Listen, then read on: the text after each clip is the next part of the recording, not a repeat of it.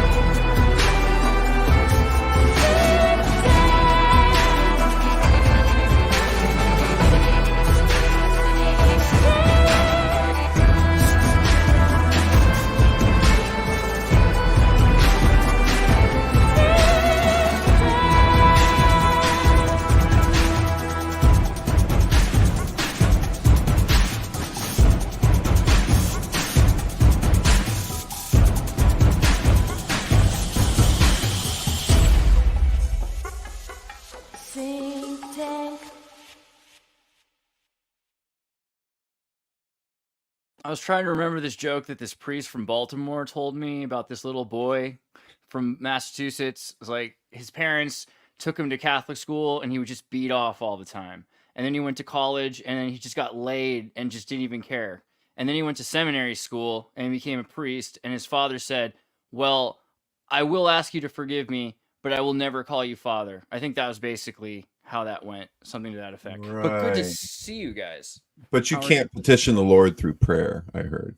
At least that's what I heard in seminary school. But, So some of you in the audience, because I didn't even put his name in, I just said the Secret Son, and people kind of already got the clue. So that's cool. That's nice. Chris is with us. Christopher Knowles. How are you? How are you, sir? Oh, I'm doing great. Great Fantastic. to be here too. That's a good feeling in my heart. I was First also time. I was gonna get Thomas. I was like, Thomas, have you heard of the Secret Sun blog? And then I was gonna have to like show him all the stuff, and then he's like, "Oh wait, the Spandex Gods book. Yeah, I read that." So it's like you're just not to patronize, but just a brief patronization. Like we are very familiar, and that's great that you exist. So thank you for doing that. It's a lot of work. Appreciate that. Thank you. So Spandex I wrote Spandex almost 20 years ago, which is kind of funny. yeah, that's kind of crazy. Do you feel like Synchromysticism is more out in the open today or less? It's really hard to say. I mean, a lot of people are doing something like it, but it's kind of not quite like it, if that makes sense. What do you see as the big difference? Well, back in the old days, like 2007, 2008 or something, it was like a very close-knit community. Everybody sort of knew each other and linked each other's blogs, commented on each other's blogs and everything. And somehow that just sort of dissipated at some point because like Steve sort of drifted off and Jake sort of stopped making videos for a while. And it just sort of, and then there was some drama. So well, I always David knows what I'm talking about. And, I felt like things used to be about like before Synchromysticism, there was a lot more conspiracy theory, right? Conspiracy theory was the norm, and we're returning to that. But there was a middle point there where it was just kind of more about Synchromysticism itself, how things connected more openly. And maybe we're entering into an age of paranoia or Cold War kind of mentality again, which scares people. What do you think of that? Well, I think Synchromysticism sort of came out of conspiracy. It sort of arose out of it, as we know it, because not so much Jake, but definitely Super Torch Ritual sort of really grew out of what Richard Hoagland was doing in the 90s and early 2000s with Enterprise Mission, which really influenced me as well. So I think that there's always been a very fine line. And I look a lot at ritualism too, which people see as conspiratorial.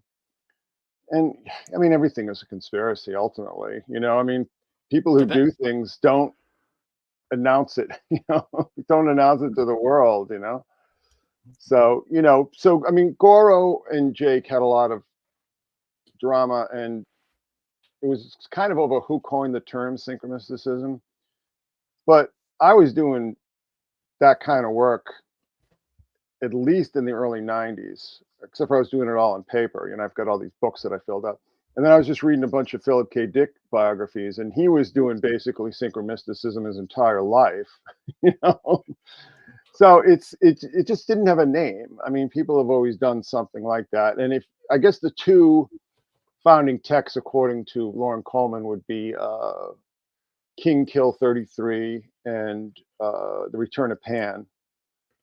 And at this point in time, I mean, I remember reading King Kill 33 and thinking, this guy is just like doing Jung but bad.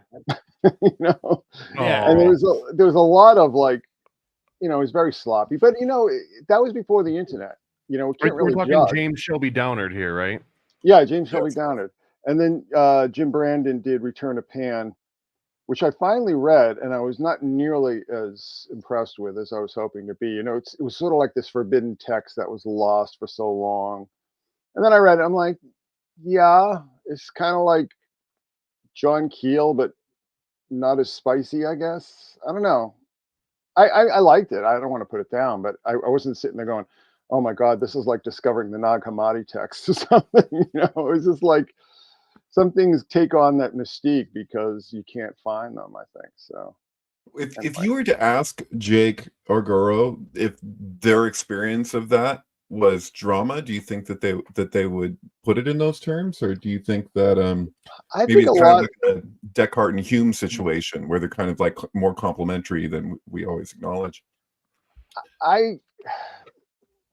Listen, Goro's had a lot of problems with me too. I've always tried to be helpful to him and so on. I'm not going to say anything against Goro. When has he ever been on a podcast? Has he ever podcasted? I think I know Will. Once. I think he was like on Red Ice back in the early 2000s. No wonder he has a chip on his shoulder. I don't know Goro well enough to know. I like his work. I like both their work, but they're definitely individualized. I mean, that's the thing, right? They're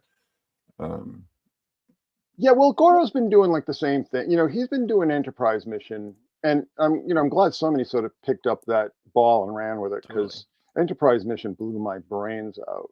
I don't know who did that stuff. I don't think I'm friends with Richard, and I think he had somebody doing that for him. Somebody said it might have been Mike Barrow. I don't know.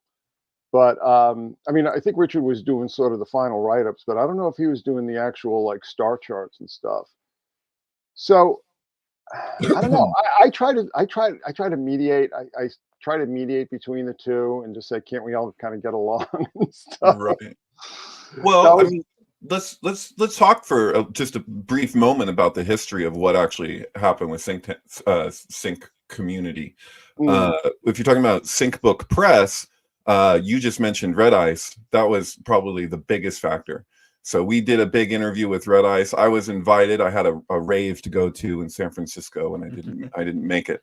But afterwards, there was like, it didn't take long. What was it, like 3-4 months or something? There was like a Hitler documentary that was like 6 hours long from the creator of Red Ice. I forget that guy's name. Oh, he did that. That's right. I always forget that he made that. It blows so what my happened mind. is that we did that interview, and then Alan pulled the plug on all of our dealings with Red Ice. And so we had experienced a huge boom of book sales right when we did that interview. And it was like, oh, coming up strong.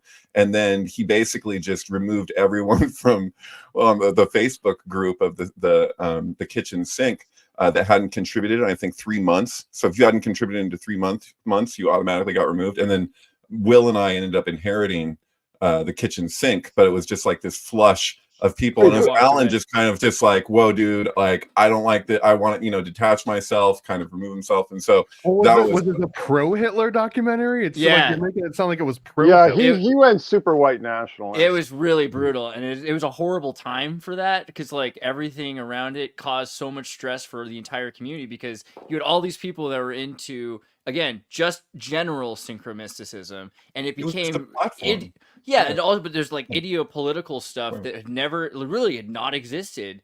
All of a sudden was pervasive in these weird ways that we hadn't anticipated. I mean, like seriously. it. I like the chaos of it, to be honest. Well, the last time I did his show, I taped in late 2009. I think it ran in early 2010. And then he just decided that he was done with me. And I think Alan and David, I think you were kind of the last guys to represent Synchromysticism on Red Ice, because after that there was nothing. Yeah. I don't think any, because he basically cut me off. And what's that guy's name? The Henrik yeah, Palmgren. Thank you. Yeah. So he just kind of like, decided he was going to go in that direction, and we were all just a bunch of hippie freaks and weirdos and didn't want anything to do with us. So it happens. But shortly after that, Greg comes in with THC. So there was a little bit of a lag, and then Greg comes in and he's super juiced on the synchro stuff. But I've they've done been his show like suppressing 12 him. times. In the last I saw his post recently. He's talking about like he's worried that they're going to shut down his channel. He's had like 2 strikes against him, and they're looking on YouTube. On YouTube, but he'll still keep going. But it's hard without YouTube. They use YouTube to control the new Soviet TV station. Yeah, he's had a lot of problems like that over the years. I mean, I don't know how. I think they just sort of. It's kind of like a brushback pitch kind of deal. I don't know if they'd ever cut him off, but I don't, I do a lot of stuff on YouTube, but I don't do it. Most of it's not public. Yeah. So. But you've been talking similarly before this. We talked a bit about how, I mean, I have a Facebook group that's been kind of shadow banned, you could say. Like, you've got a pretty big group, but you've noticed similarly, algorithmically, even your own followers don't always get your posts, like maybe 10%, No, they definitely throttled it last week. Like last week, they just turned off the tap. Wow, and election season. Yeah, exactly. That's exactly what it was. I saw, because it would always be so, like daily or regular visitors would always sort of be bouncing around 800 a day or whatever, and then it just dropped like a stone to like a little over 200. So they definitely throttled it. I don't know if they'll turn it back on after the election or whatever. Right. The irony is that I told the group, I said, I don't want any politics in here. I don't want any elections. Good luck with that. Sorry. Well, I've been around the block a few times, and I don't really suffer fools gladly. Yeah. I don't put up with it. If somebody's doing something that's gonna jeopardize the group or the work, I have no problem with just seriously. But you've done that in the past, haven't you? Kind of. Well, before we go into that, I wanted to talk a bit about, because like the thing is, you talk about rituals, and so what's the thing is, like, as you get older, you see the same rituals repeating, slightly different pageantry. But it's like when you say the word drama, I was thinking theater, right? And so the election is such a theater right now. And it's interesting. This is one of the things you were talking about, really, was like the ritual of the Rev election. What do you think about? Do you want to like kind of comment on that for a second?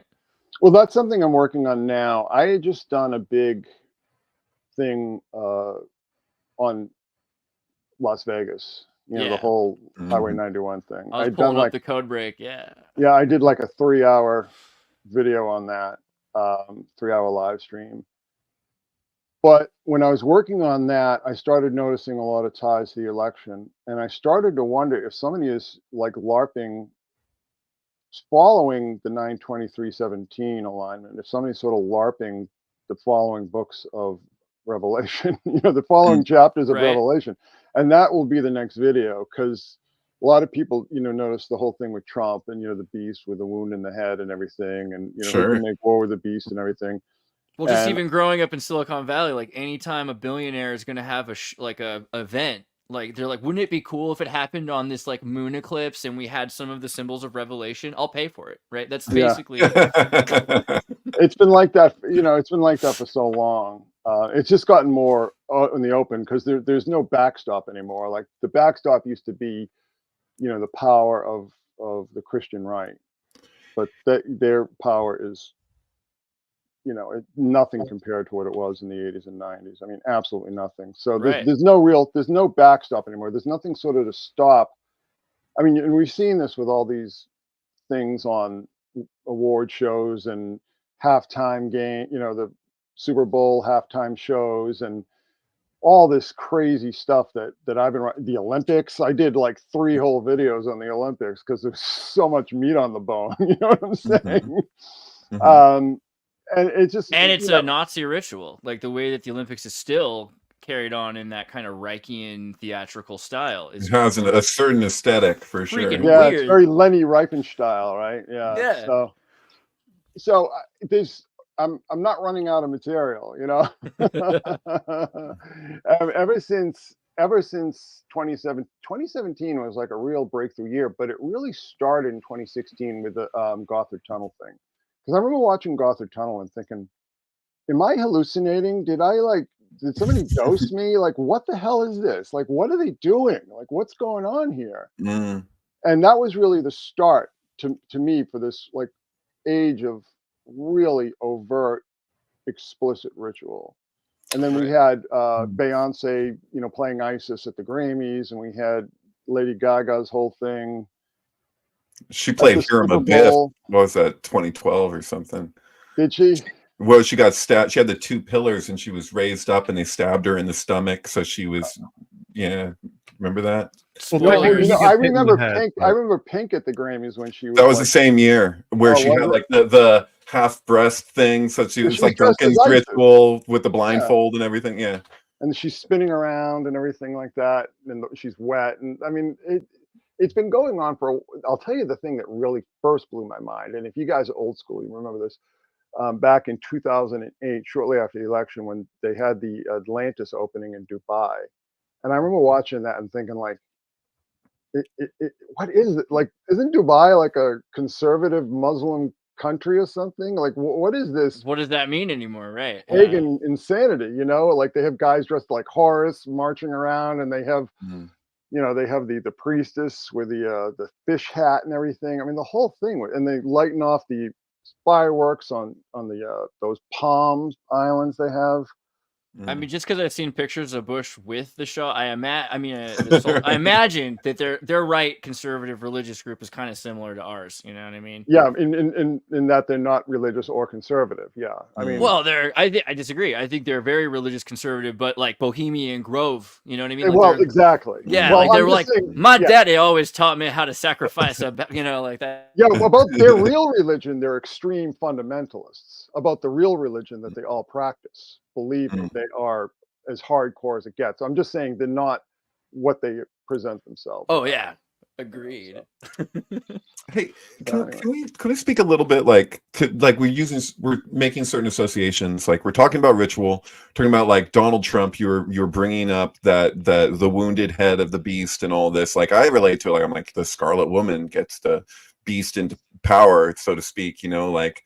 There's that thing with the Greek Gematria of the Scarlet Woman as it appears in the Book of Revelation, where I think it's Gematria value. I know you don't care for Gematria so much. I've read your recent book, but where it's 667. So you have 666 plus Aleph if it was Hebrew, so it's like she rides atop the beast and this whole kind of thing. But like, I feel sometimes like when I discuss archetypes, like people kind of misunderstand because I relate to these things. Like this is a cyclical phenomenon that kind of like it gets magnified through time. Like the more that like we build up Babylon, the more like the archetype will reoccur, and then it'll be increasing in frequency. So we see these attributes like, and we can point to them and go, oh, that's the Antichrist, or that's the beast, or that's the Scarlet Woman, or whatever. But it's just like it's imbued over time, I guess is what I want to say. And also just this idea of ritual, that if you have something that's like, because there's 2 orders to the Sephiroth, right? Sorry, I'm a Kabbalist. So if they're like speaking to like the actual like the organism and the transformations that are occurring on like a species level, like we're like in the way that we develop perhaps a new sense out of like the failure of like what doesn't work. Like we see what doesn't work, and then on more and more primordial level we begin to develop the new sense that's needed, like you know, we develop eyes out of a need to see, so you develop ears out of a need to hear. That's like in the Upanishads or something. It's like, you know, that there could be something to that. But then I relate to it like perhaps these rituals are kind of like built around this natural movement that people can infer, you know, in the know, like this is what's happening. So it's also like to just kind of take what we can of this world as we know it before it's gone. So it's just like, let's just get the riches, and, you know, like, you know, it's like, well, it's all built around the stars. It's all stellar. I mean, I've gone through the Book of Revelation and all these things that people have been wondering for years what it is. I mean, I've been doing this for years. I did a big presentation down in Mexico on this. And it's all stellar. I mean, the Book of Revelation in particular, but most of the Bible, it's stellar symbolism. I would argue the Sephiroth is also stellar. So it's all, well, that's the Zodiac. That's a little different. Fair enough. But it's all stellar. So you're exactly right, David, because the stars, you know, are cyclical and they outlast us. You know, they're sort of, I mean, Gordon White wrote a great book called Starship a few years back. And, you know, talking about like at night, people went out. What do they have to look at? The stars, period. You know, Ophiuchus. Yeah, there it is. So there's, you know, I mean, I could tell you a million stories, you know, how that, I mean, that's Jacob in the Bible. That's Moses in the Bible. You know, Jacob wrestling the not the angel. That's the translation. It's actually the seraphim, the burning serpent, and his knee is displaced, and you see that in depictions of Ophiuchus.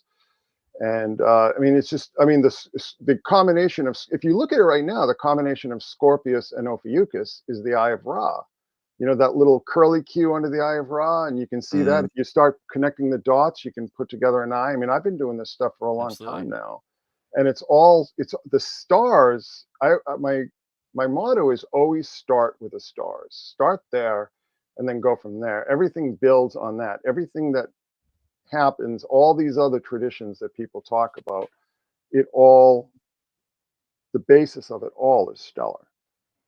When you basically said that all they had to do was look at the stars for a period, I'm going to be a synchromystic rube in a way, like a complete bumpkin with this question, but like where's the exact line between just typical language of the birds and green language and what you would consider, I guess, like synchromysticism? In my mind, it's sort of the natural evolution where it's the inverse of, now we don't look at the stars, now we look at like the stars on TV, and we look at comic books, and we look at, you know, social media and stuff.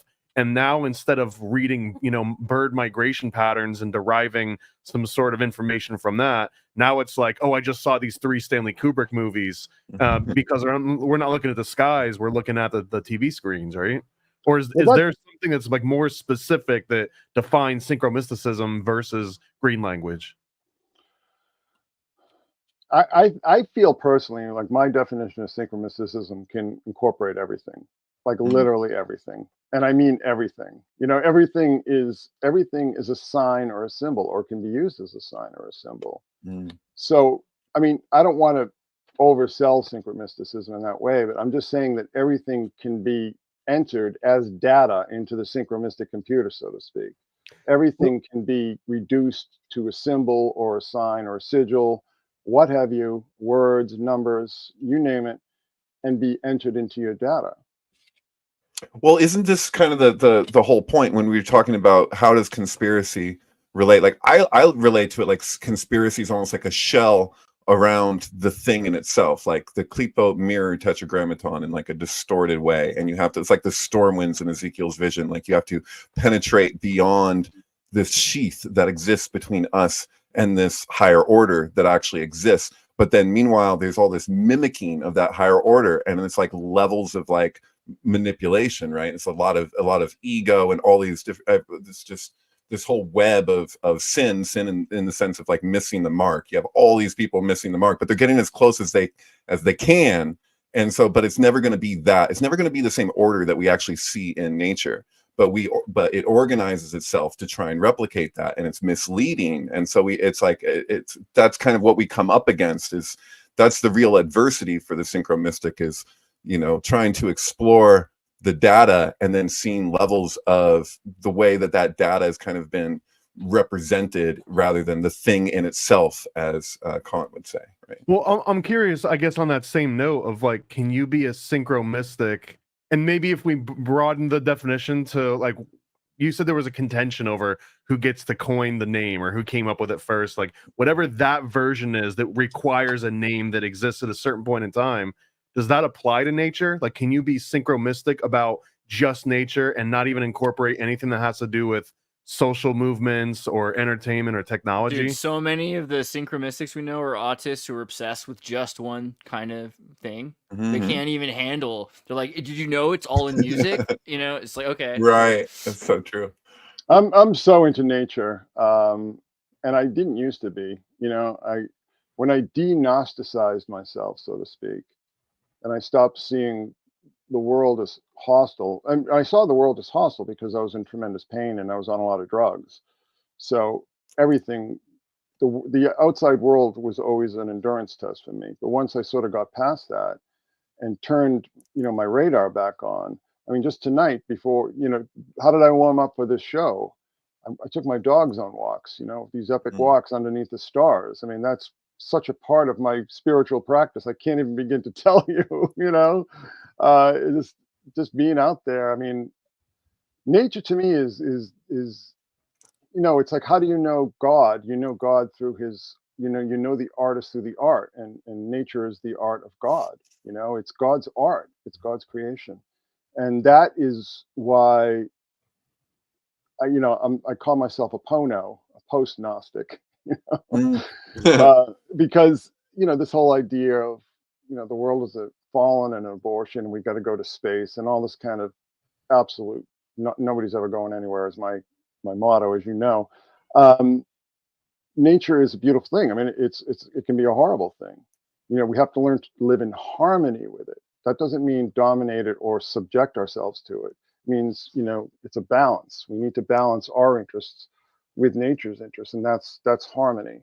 And that to me is the real beauty of life, But, I was just telling this guy the other day, I was just saying, you are in paradise. You just don't realize it. You are in the champagne room of the universe. You just don't realize it. And once you do realize it, you take on an air of gratitude. You become very grateful. It's like, thank you. Thank you for putting me here at this time and in this place. And nature opens up her mysteries to you, as far as I'm concerned. You've used the term liberal as liberal, like liberal. That one cracks me up.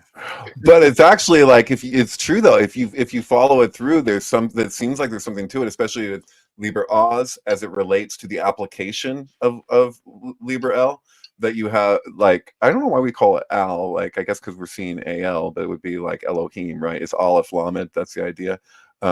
Which are opposite each other if you were to lay out the arcana, just straightforward. Like you have Lamed is opposite Aleph, the Fool and Judgment, or Adjustment in Crowley's deck or something. But there's something to it, because like if you guys know Liber Oz, it's every word in it is one syllable. It's kind of just this tractate or like statement on what is the law of the new eon from Aleister Crowley, something that he's got some channeled thing, and it's basically all your rights. You have the right to this, you have the right to this. It lists all the rights. It's like you have the right for all these freedoms, and then you also have the right to kill anybody that would try to take away these rights. And so that's the twist at the end. And it's like, this is the strength of the universe, is basically what he's arguing. Classic liberals. Yeah. But it comes down to these definitions of strength, and how we within ourselves and collectively assume what we assume strength is.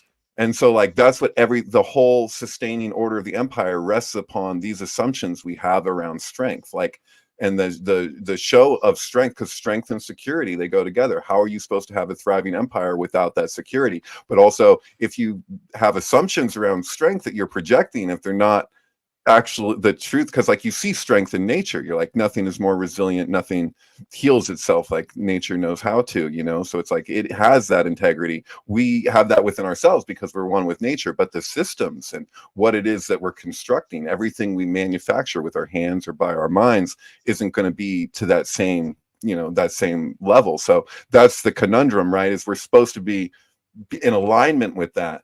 And that's the whole thing with the golden bough, the ritualistic killing of the king. The whole idea behind all of this was kind of like to prune back the tree, to allow for a certain degree of sacrifice, and to say if the elites or the people who hold power, like if they don't allow for any sacrifice, that will eventually breed destruction. That'll bring about its own demise.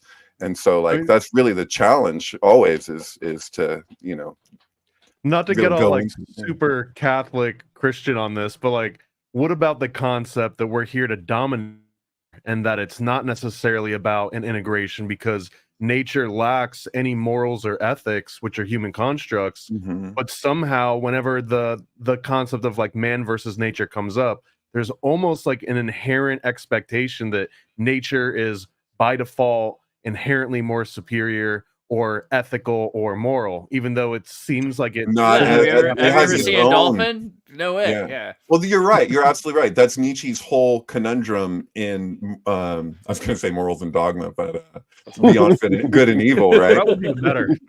But beyond good and evil, that's what you're coming to. You're like, well, what is the actual right and what is the actual wrong beyond our ideas around Well, that? I also think like interstellarly, right? If we were to actually start traveling to other planets, of course we'd have to bring some sort of nature with us in order to generate resources. And the only way that we know how to actually generate things from fresh, but that seems like it's a subversion or like a sidestep from the nature that we know. Like that would be a fully contained nature. Like a nature would, in that case, if we go to Mars, what was the stupid movie? I think it was just called Mars. And they show up and they have to kind of bring nature with them. In that case, nature is like a sidekick to humanity, as opposed to being its end all be all here on this planet. Yeah, it's never going to happen. We're never going to Mars ever. We're never going to the moon. We're never going to Mars. We're never going to other solar systems. It's just not going to happen. I mean, you are in your home. Everybody is, are we in a prison? Are we quarantined? We've been placed here, to keep away from all the other life forms in the galaxy. And it's just like, that is 1920s industrial revolution science fiction thinking. It's not, it has no basis in anything in history outside of that. You are in your home. In the book of Genesis, it's like you have dominion over nature, and that's different than domination. People think that dominion means domination. They're two separate words. Dominion, it's like the just king, and there's a lot of doctrines in Catholicism about, just rulers, just kings, and how to be, a virtuous ruler, or, have virtuous dominion and not domination. That, they sound similar. They have the same roots, but they have two separate meanings. Okay. Yeah. So getting back to what David was asking about Liber Al, what I think, what I use that term as, and I've been using it for a while, is just everything is inverted now. We have everything that I remember growing up, and the things that I believe that, people who are liberal Democrats believed, which they don't believe anymore. And now they believe things that are fascist, like literally doctrinaire fascist, like liberalism today as practiced in the Democratic Party and the Republican Party for that matter, is doctrinaire fascism in every single way. It's just that we don't recognize it because it's friendly fascism. But yeah, doesn't that make you think that at one point, fascism must have just meant like water fountains in France and Spain or something? Like it must have been like, this is the thing. Like there's an inversion of everything, always. Well, I think here's the thing: people have this idea about elites that they're like mustache twirling baddies who just want to do bad. That's not the problem. The problem with the elites is the exact opposite, is that they think they're right and virtuous and good and true. And they think that we're just the obstacles at best. At best, we're the obstacles. At worst, we're just, spoiled children screwing everything up. I mean, they have these great plans, which I think, personally, I think are all insane. But they think they're the good guys. And that's Lucifer something that thinks I they're really, more right than God. You asked me about our Gods with Spandex. That's something that I really came to realize, when I was doing a lot of the reading on Gods with Spandex, is that, all the great superhero comic book villains all think they're the good guys. You know, they don't think they're the Oh bad my guys. God, dude. This doesn't have to be right now, but what a segue ultimately, like for that book, because I just watched the new Joker. I don't know if you guys have seen it.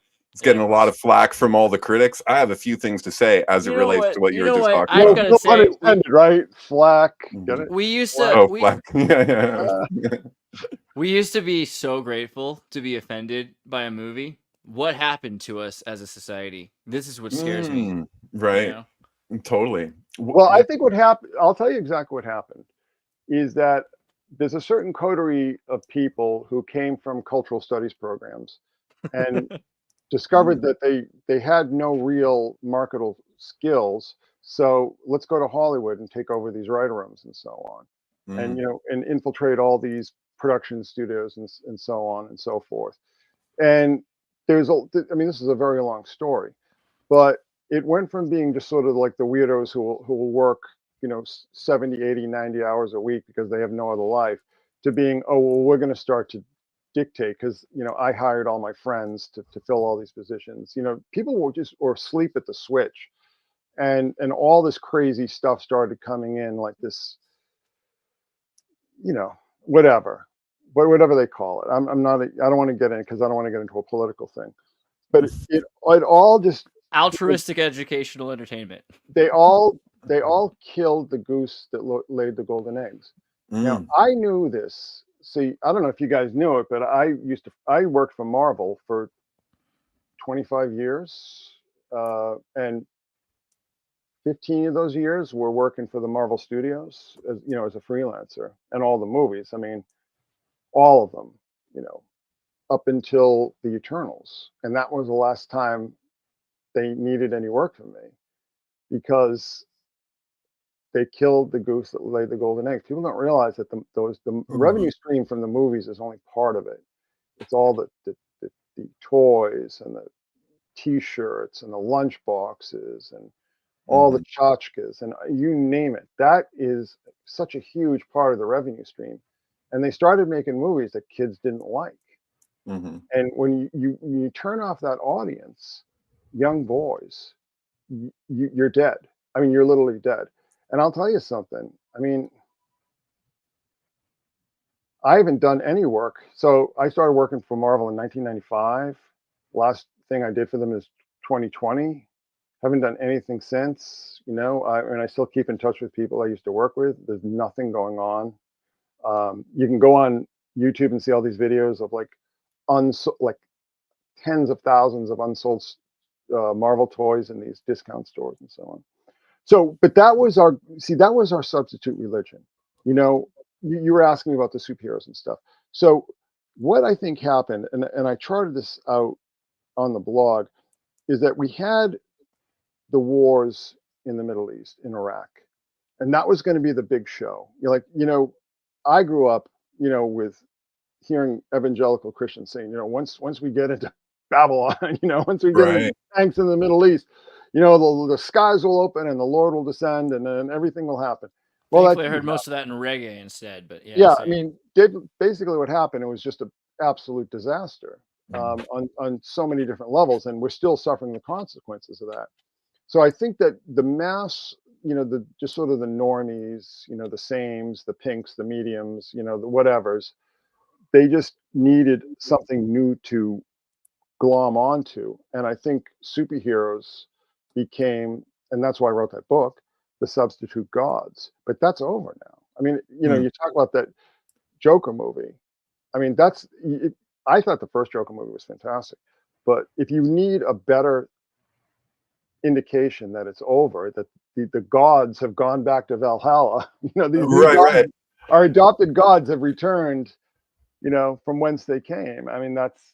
So did you watch it? You've seen the new Joker movie? No, Okay, well, I was telling Andreas before this podcast that my feeling is that if a movie gets such terrible reviews, we have license to spoil. So that's my rationalization. I hope you feel like that. I hope you do. I think I read I think I'm familiar with your theory, though. Go ahead. Oh, what did you got? Oh, really? Okay, so basically, first of all, like if I approach anything related to the Joker, I'm looking at it through a Golden Bough lens, like automatically, just because the nature of the archetypal fool, the Green Man, everything tied to so, and that's far-reaching. This is a larger conversation. You screwed we're me gonna up for get the able to have Olympics, today. by the way. I had to look it through the Green Man too. Thanks a lot. For that. Okay, yeah. So, you know, there's a point at which he's forced. So his argument in court is that he's got a split, right? That there's the Joker and then there's Arthur. And so they're trying to make the argument that it wasn't Arthur who committed these crimes, it was Joker, and that he's pleading insanity, right?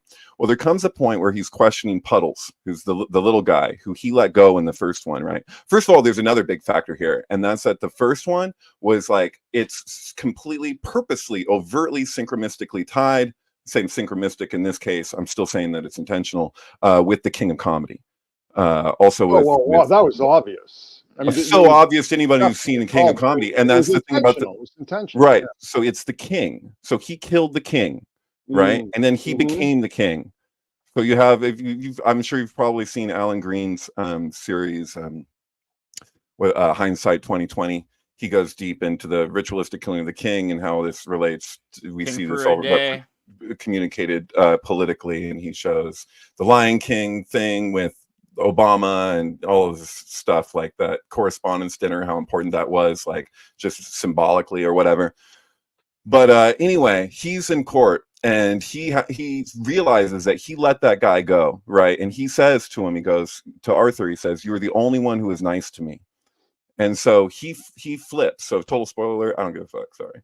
But he tells the court, he ends up telling the court that he is Arthur. He is not Joker. He acknowledges the shadow, and the movie starts out with a shadow, with this cartoon where he's fighting with his own shadow. So it's got that Jungian thing of, like, you know, like the Red Book, where it's like, okay, he's acknowledged, like, this is actually me, like this is one thing. And then right after that, there's an explosion, and activists bust him out or whatever. He ends up escaping. But when they read the verdict, they say New York. They do not say Gotham. And then shortly thereafter, he's back in Gotham, and they say Gotham again. And I saw that, and I was like, and so Harley Quinn, Lady Gaga's character, right? Like, she gets all dressed up with the makeup. She's going to the courthouse. She thinks they're gonna have, it's all fantasy, but she's not in love with Arthur. She's in love with Joker. She's in love with the fantasy. And so it's the moment that he breaks from the fantasy, and he's in court too. So it's like it's loaded, because he's like, this is, you know, this is on record right now. I'm saying, you know, and I killed my mom, by the way, is what he says, you know.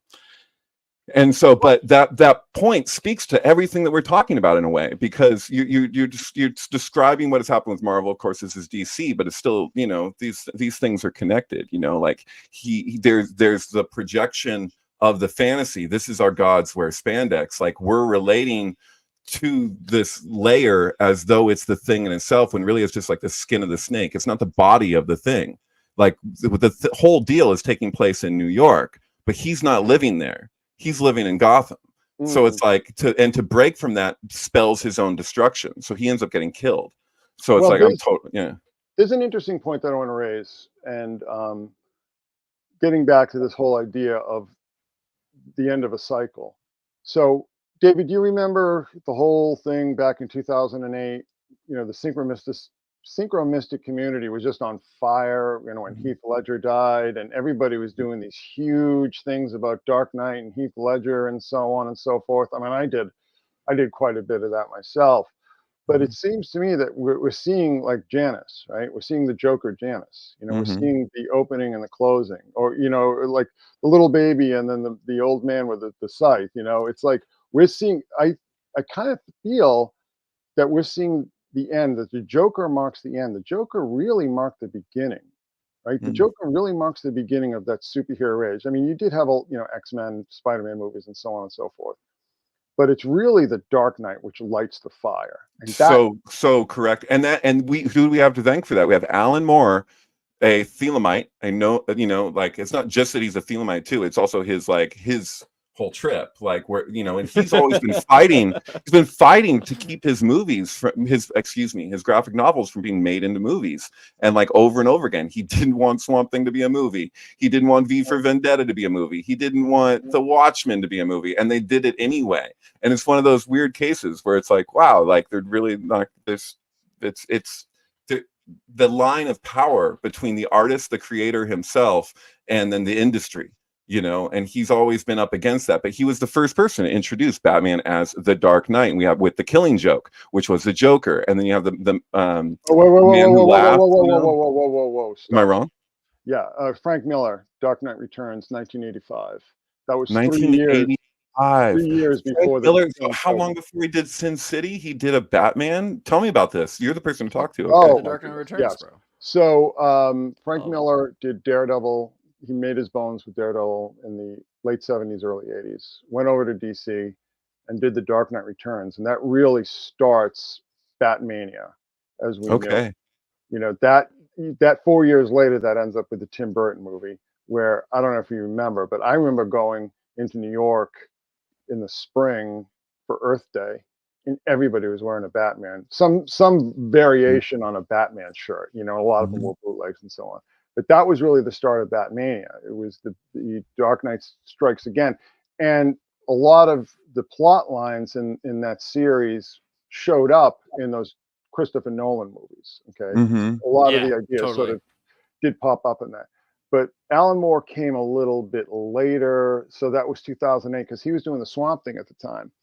And, you know, one of the things I wrote about, I mean, it's obvious in the title, The Killing Joke. He was playing off the iconography of the band Killing Joke, who really started the whole idea of the truly malicious Joker, like the murderous kind of, because, you know, the Joker used to be a ridiculous character, you know, if you remember in Batman.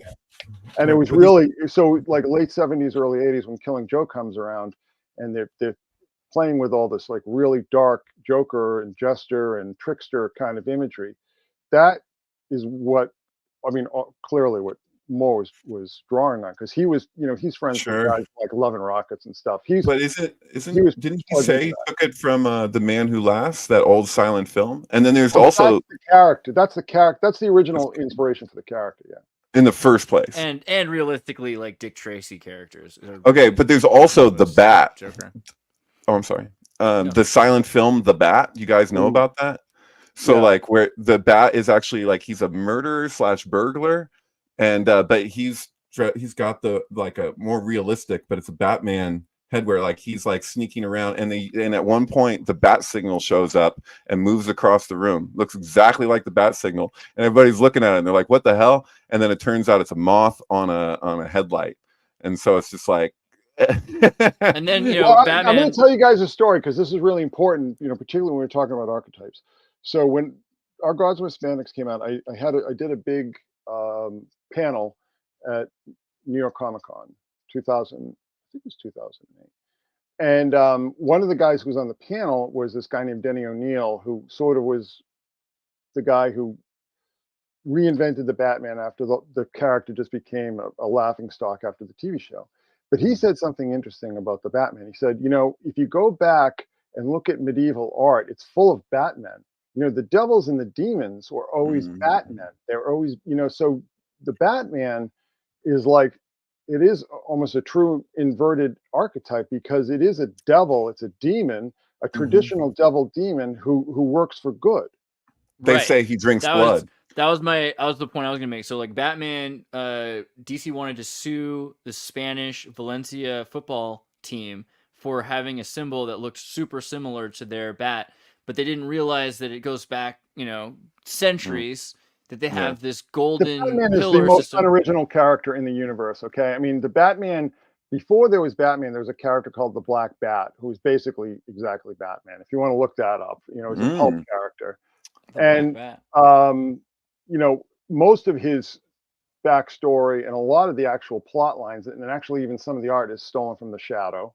Yeah. Right. So it's there's nothing, absolutely nothing original. Ooh, no, that's good. But I what, like what's the shadow cool connection. what's cool about the bat for the Spanish for Valencia is that the bat kills mosquitoes, and so for them it's like the coolest thing. It is exactly what you just said. It's like an evil turned for good because it's killing all these things that are far worse. And Right? that's beautiful creatures. They're adorable. Yeah, I yeah. love I've got Rats.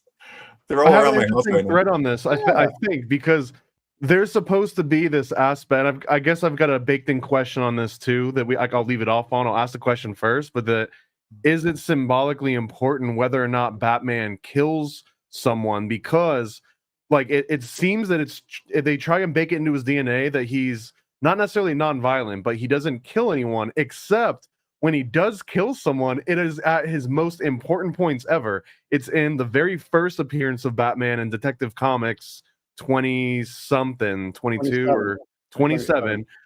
He kicks a guy off a building and the guy basically dies. The very first Batman episode ever, Batman #1, he kicks someone into a big vat of acid, which is kind of remnant of that Tim Burton aspect. In the Killing Joke, it's not as explicit, but they also imply. So this almost seems that every time Batman goes through a major transformation, when he comes out onto onto the scene, when he gets his own show, when he redirects and turns into this darker aspect, it's always with us. It seems like a sacrifice. Like in the comic world, he has to kill somebody before he can transform into like his next version. And then once he's transformed, then he goes back into the like, okay, I'm not going to kick people off buildings until I need to do like my next sort of metamorphosis. That's very pagan. But I really want there to be a shadow revival. Because everybody's talking about shadow work. You hear that phrase all the time now. Yeah. Shadow, what does the what shadow you're do? The talking shadow about, knows. Shadow was, he had no problem killing everybody, But the Shadow's an interesting character because he got his powers, from traveling to the Orient, from going to Tibet, and he's like all that theosophy in those old characters. Was this originally a radio play? No, it was originally, I believe. No, maybe it was. I've only ever heard the radio show. I didn't even know. Well, when I was a kid, I used to, my mother used to get me records of the Shadow radio shows. But getting back to what you're saying about Batman, I mean, that's almost like a very pagan kind of thing. It's like his metamorphosis. He feeds on the blood of a victim, of a sacrificial victim to take on his next form. You know what I'm saying? That seems to me like seems very Golden Bough to me. Well, but you there's also sorry. You can't ignore the fascistic quality again, though, of like Batman, because like Batman's he's not the Green Arrow. He's like he's Judge Dredd. No, he's not Judge Dredd. He's not Judge Dredd. He's the Christopher Nolan movies. He's Frieder's son. I think the Christopher Nolan movies are pointing that out pretty clearly, though, that he's like a McCain supporter. It's terrifying. It feels. I think Nolan revels in it. I was a big fan of Nolan until I saw the Prestige, and then I just realized that this guy is inhuman. Like he has anti-human. But don't you think that like analyzing humans' faults, like, so the thing is, the fact that he's supporting this McCain character that turns out to be Two-Face is showing what it's like for this elite that think that they found a hero, right? He's thinking he's found someone so he can stop doing his job, which his job he feels like is wrong. He shouldn't be out there having to be with these sordid people. Maybe this guy's going to fix it, but that guy turns out to be a complete psychopath, right? Isn't that I don't know, in defense of Nolan. I agree with you, Chris, completely, because there's very much like a Dionysus Apollo connection like happening with Joker and Batman, where what does Batman represent? He's order for Gotham, but he's also like he has to take it into his own hands. But he's like when you have to go beyond what the powers that be can even do, but you're still enforcing even more order. It's just like, I don't know, man. That's what I love about the Christopher Nolan movies, especially like the one with Heath Ledger. Actually, the next one too with Bane, because it shows that it forces the audience to kind of question, who is the good guy here, who is the bad guy here, like, and why does it even have to be a matter of that? Like, because people are really complex. You know what I mean? I don't think that's his intention. I think his intention is. I mean, I remember seeing The Dark Knight and thinking, boy, Dick Cheney must love this movie. Yeah, totally. Yeah. This is like, Guantanamo Bay or something. I think Bruce Wayne is in Bohemian Grove, right? They just call it the Court of Owls. but it's Yeah. the same thing. Yeah, well, that's a little after my time. I did No, read it's the in first the quote it's in the about Adam Raphael, West but- Batman when they say with the skull and bones, there's a painting on the wall in the house, and somebody makes a comment where they're like, "Oh, I heard he was tapped for Skull and Bones." It's his grandfather, and he's like, "Oh, tapped for? He founded Skull and Bones." So, and then you'll see in the Dark Knight Rises where it's like that when the football field blows up, right before it blows up, and it kind of zooms in on the window with all the uppities in there, and then it says 313. Oh no, is it not 313? Excuse me, 322 on the in front of the window. There's like it felt very intentional, you know. But what Well, was see, was it? my feeling about Nolan being very anti-human, so skip the Batman because it's the source material, but it was really what's the one with DiCaprio? I always forget the name. The dream one, Inception. Oh, Inception, Okay, right? yeah. Of Like I course. just found that movie. There's something like it's like he reminds me of like Philip Johnson or something. These everything is architectural and hard, and it's It very comes from very Donald Duck, right? classically fascist. He Was this? stole it. This is the Oh, one. So Inception is where they actually stole the plot from a DuckTales comic book where they are trying to rob the Beagle brothers are trying to rob him in his sleep. So they create a dream machine, but every time he starts to realize that they're in his dream, he starts destroying their realities and taking over control of the dream. The whole thing, right? Well, Crazy. I don't think he got it from that. I think he got it from Dreamscape, the Dennis oh. Quaid movie from 1984, which we did a TV party on in my But Patreon. you know his is it his production designer? Who's the guy? Something else Crowley. He's related. He's a blood relative of Aleister Crowley. He does all the did Westworld, all the Christopher Unbolt? most of the Christopher Nolan movies, including Dunkirk and stuff. What's his first name? Nathan Crowley. Look up Nathan Crowley. But Well, yeah, he Westworld is even did enough. like Don't get photo me shoots started where on he's in the. Westworld. What's that? Don't get me started on Westworld. Okay, well, it's just I'm Well, no, just I think pointing out that I think we're the guy- leading there with anti-humanism, though, right? Because Yeah, the thing I is, we're just- in a very anti-humanist age right now. There's got this post-humanism. So many people are eager to die and be transmuted, and I think it is Dude. because of media like that. Well, talk about. I have to sneak in one last Bohemian Grove note in here too, because Batman 493, which was written by Doug Moench, has a direct reference to Mensch, a direct reference to Bohemian Grove, Iran-Contra, and the JFK assassination in the background of one of those panels. And I was always good like, on that's such a Dude, specific. big book of conspiracies. Have you ever seen that? Go online and see if you can find that. I've actually got it in my bookshelf behind me. Yeah, I invited Doug Mensch out to Esalen my second year out there. Ooh. He's a trip. He's like an old hippie. But he's like a curmudgeon too. Yeah, everybody needs to get that. That book blew my brains out when I got that. What is that, like 94, 95? That book was foundational for me. I wish that they had, like the Green Arrow, Green Lantern series for Batman. I feel like if Batman was trying to stop Like the reformist. Yeah, like someone needed to come in and teach Batman that he was helping fat cats. If he just went through that in the 70s, it would have changed his character a lot. Hey, but get back to Doug Mensch just one second. Doug Mensch was doing like MK Ultra stuff back in the 70s. I mean, Doug Mensch was like really super cutting edge. He did this Planet of the Apes comic book series. Like he just threw everything in. Oh shit, that's Yeah, so good. crazy. I have those. Yeah.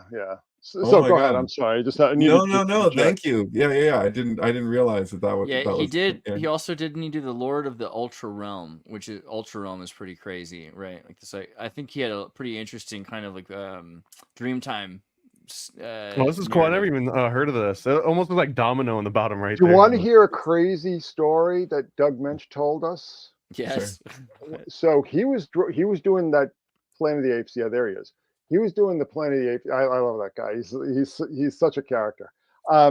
He was doing this Planet of the Apes comic book, and it was this story like he did this thing where like the apes were sort of like the Ku Klux Klan, and they were breaking into the humans' houses and everything like that. And he was writing a page where these apes had broken into these humans' houses and had this woman at gunpoint, they were in masks and everything. And he's typing and he hears his wife like really quiet say, Doug, right? Oh, there goes my camera again. And it turns out that two guys had broken into his house and had a gun to his wife's head as he's typing this story out. I mean, it doesn't get heavier than that. You with me? Where'd it go? Where does it go from there? Where did you go from there? Yeah, what? That's I don't crazy. remember the rest of the story. It was And then he 15 threw years the ago. typewriter. He threw the typewriter. This is a Mighty Boosh bit where you like have us all, I think standing the on edge. What do situation you got? kind of resolved itself. I think the situation kind of resolved itself. But that is like, talk about freaky, where he's writing this story about like these two guys breaking into these people's houses, and Oh, the same God. thing happened to him. And they were both wearing masks too. Wow. So that's the thing with Killing Joke, where those guys shoot up the theater. They come from behind the screen, right? So like that's like in the original comic book of the Killing Joke. That's why when they made a movie out of the Killing Joke, I was like, oh shit, are they gonna include the theater shoot up? But I remember the amusement park. I don't remember the should I theater, just point out that how weird it is that the guy who was in charge of putting the giant glowing Aurora sign in the third Batman movie was actually a blood relative of Aleister Crowley. That's weird. Should I just acknowledge that that's freaking weird? But again, with the That's whole weird, Silicon man. Valley That's millionaires are weird. gonna. I mean, again, if it was a Silicon Valley millionaire, I'd pay extra for that. So I feel like again, the There you go. probability of these things are way higher because people want them to happen. But Right. also on that point, like, so controlling your universe, is he tapping into something that's going to happen? Is he manifesting it by making it happen? Can he type a solution and then that happen right afterwards in real life in his room? with these two real Hey! people? Sync doesn't kill people. People kill people. Come on. I know, but But no, I don't even think that's a sync. I think that's a straight up psi. That's straight up clairvoyance or something. I don't know. Could go either way for me. I don't know. Well, I remember though, one of the things also that always was curious was during like the height of this like let's call it the synchromystic purge, right? There was a period where groups were indexed when things kind of changed and people were disconnected. I feel like a big part of that was our concern that we could impact the world so much that it wasn't always positive, that we might have negative synchromystic effects because we're trained. Do you think that that's a concern that you ever shared? I had somebody on my blog say that to me one time. I mean, this is back in the day. Say like, something was going on. I even forget what it was, but it was some big thing. And it was when I was updating, constantly. And I had people like 10 or 20 people commenting, when it was a real community. And it was just like a big string of insane synchromysticism. But it was some sort of tragedy or something. And this woman was like, you're doing this, you're causing this by pointing this out and getting this whole process going with the syncs and stuff. You're driving this. And I thought, well, that's kind of schizophrenic thing to say. But I mean, who knows? I mean, I do a lot of work on this private blog, and I just made this huge breakthrough now, and I won't bore you with the details, but I have often wondered if is this like some sort of Lathe of Heaven kind of deal? You know the story Lathe of Heaven, where the guy dreams something and it happens in real life the next day. Ursula K. Le Guin's story. If you haven't read it, read it. But there's also a really good TV movie version of it. Are we going to blame Cassandra for the fall of Rome? Well, but it's like, but people do that. It's like, the whole idea of blame the messenger. And I think a lot of it just has to do with, people who can foresee things. And I'm not saying this for myself, by the way, but, a prophet is never welcome in his hometown and all this kind of thing, blame the messenger. And, we would burn our prophets and our seers as witches and so on. I mean, it's just human nature because we're afraid of the unknown. And, when somebody is tapped into that power, I mean, people are just going to assume that it's causative. And I've seen this over and over again, and it's something that I kind of have to resist. Like some of the more, I don't know, I don't want to say like not quite as elevated sort of conspiracy types, where everything has to have this causative source. Sure. And they can't deal with the fact that doesn't always happen that way. That the things there, people go, what is synchronicity? Synchronicity to me is a force of nature, like literally a force of nature. It's part of the program. It's part of the tableau. It's part of what we are living in around us. And I think what's happening now is that I think it's accelerating. And I think because the more you notice it, it notices you noticing it, and it reacts. I mean, synchronicity can really mess with your head. And, you know, you're talking about my book. One of the reasons I wrote that book is that I want people to be able to stay sane when doing sync work. And I wanted to, you know, like, you need to just sort of, I'm going to put this here, I'm going to put this here, I'm going to put this here. This is this, and this is this. Because I've seen people, particularly recently in the past year or so, like, flame out. Like, they just go. Their brains are gone, man. I mean, they just go over the edge, go over the cliff, because synchronicity will do that to you. It will, if you're not careful. I mean, it's literally playing with fire, and I don't say that lightly. When you talk about Gematria, for example, like, I have to admit, I'm kind of a esoteric snob in a way or something, because if I'm going to be honest, like, my experience or my approach to Gematria is much different than what I see from a lot of people, including just talking about like tarot or something. Like tarot, if you're talking about like a tarot reading, like, I would never treat a tarot reading as fortune telling, for example. Like, my treatment of it would be more like, I'm going to do psychoanalysis. I'm going to psychoanalyze myself. And I'm going to use this as kind of like a mechanism to reflect something back for my own processing, and to understand things in my own, you know, intuitive way. And so, like, and then a lot of my study would go into it with coming from that place. Yet at the same time, like, but if somebody was going to say, well, what do you think of, you know, of tarot reading in general, like what I see about it's like astrology or something, you go to the newspaper and somebody's telling you their interpretation of the astrological signs is much different than in your life if you were following the trines, sextiles, conjunctions, and squares with the moon as they occurred on a day-by-day basis, and we're keeping track of what just things that may reoccur at those times, and what they might be connected to, and just like all those levels of self-reflection.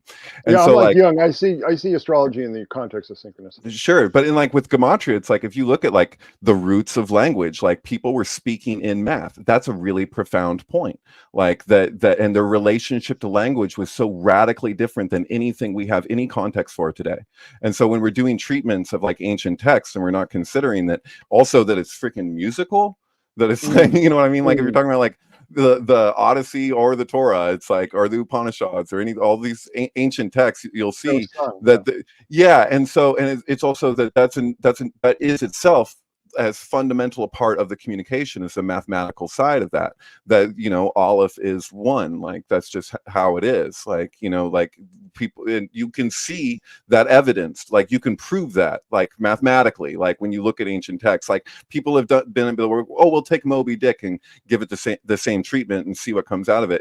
You're going to find things, because that's the nature of it. If you play the freaking radio with the TV on mute, you know, things will happen, and you'll be like, oh, isn't that interesting? What fascinates me is when it crosses a certain line that's undeniable, and like a group can recognize it, and it's like recording it, because I could see the same thing in a leaf if I look deeply enough into the leaf, you know what I mean? That's how my rabbis put it, actually, when he's like, the way I am with media, he's like, you know, you could find the same thing in a leaf. And I'm like, yeah, I get that, but this is a way to document it, that you can translate it and share that with people, be like, look what happens, you know.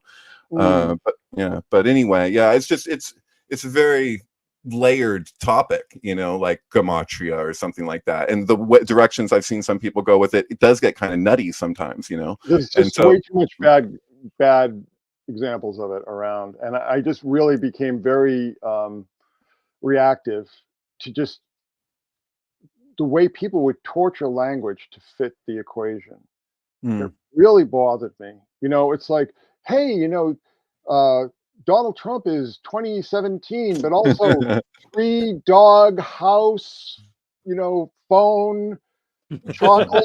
That's 2017 too. It's like, that's got to mean something. You know, it just got to be, you know, like the way people would just try to fit the round peg in the square hole.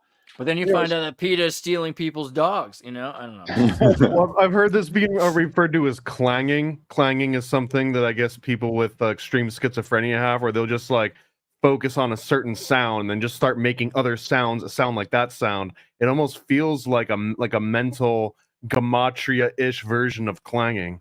Wow, is that why I like the music I do? Thanks, Thomas. Thanks. Well, I'm always like, leave it to the experts, you know. If you're going to do something of any nature in divination or whatever, you've got to do it right, and you've got to not only dedicate yourself to doing it right, but be prepared for when it goes wrong, because it will. You know what I'm saying? I mean, I was doing work with the tarot 9 or so years ago, and it scared the hell out of me because it was reading my mind. And I'm not kidding. I threw away the deck. I was just like, I don't even want the temptation. This thing is reading my mind. And then I got the Burning Serpent deck, and then that was reading my mind. And I'm just like, Maybe you were reading your mind. I don't know, but because it was just wait, and I would take photos, like I'd do these spreads, and I took photos, and I was keeping all these photos because I couldn't believe what I was seeing, and then like, well, I was thinking this, but then I just thought like, well, where is this going? Like, what is this accomplishing? What is this getting me? And I think, I don't know, I don't want to be like, oh, the Ouija board is going to let the demons in or whatever, but it's just like you're going to start getting into some squelchy territory, let's just say. And It's only if you use it alone. That's why that's the first rule. Well, okay. Yeah, don't that's the first Ouija rule alone. of a Ouija board is you don't use it alone, and that's the part that invites the demons in. Yeah, always Anyone like entrap another would definitely know that. Well, I'm glad you brought that. I'm glad you brought that up because you guys know Tracy Twyman, right? I was just thinking her name right before you said that. Thank you. So Tracy and I were friends, and actually, I think I was one of the last people to speak to her. We had this conversation for like 2 hours because I was supposed to go on her show before she kind of dropped out of sight. And we had this great conversation. It was just like the old days, when we used to talk and everything. It was really fabulous. And then I kind of realized that that's a common phenomenon with people who are resolved to killing themselves, is that like they feel relieved and then they can sort of just let go and let, I know people, there's all these theories that she was murdered and everything. Chris, and I have a real problem. Did you see the video that she gave to 3 people and said if anything? Yes, I know that. But here's the thing. Did you watch that? I'm glad you brought that up. Yes, and I've talked about that on other podcasts. She was doing all that work when she was, contacting Baphomet through the Ouija board and so on and so forth. And Prince, let's not forget.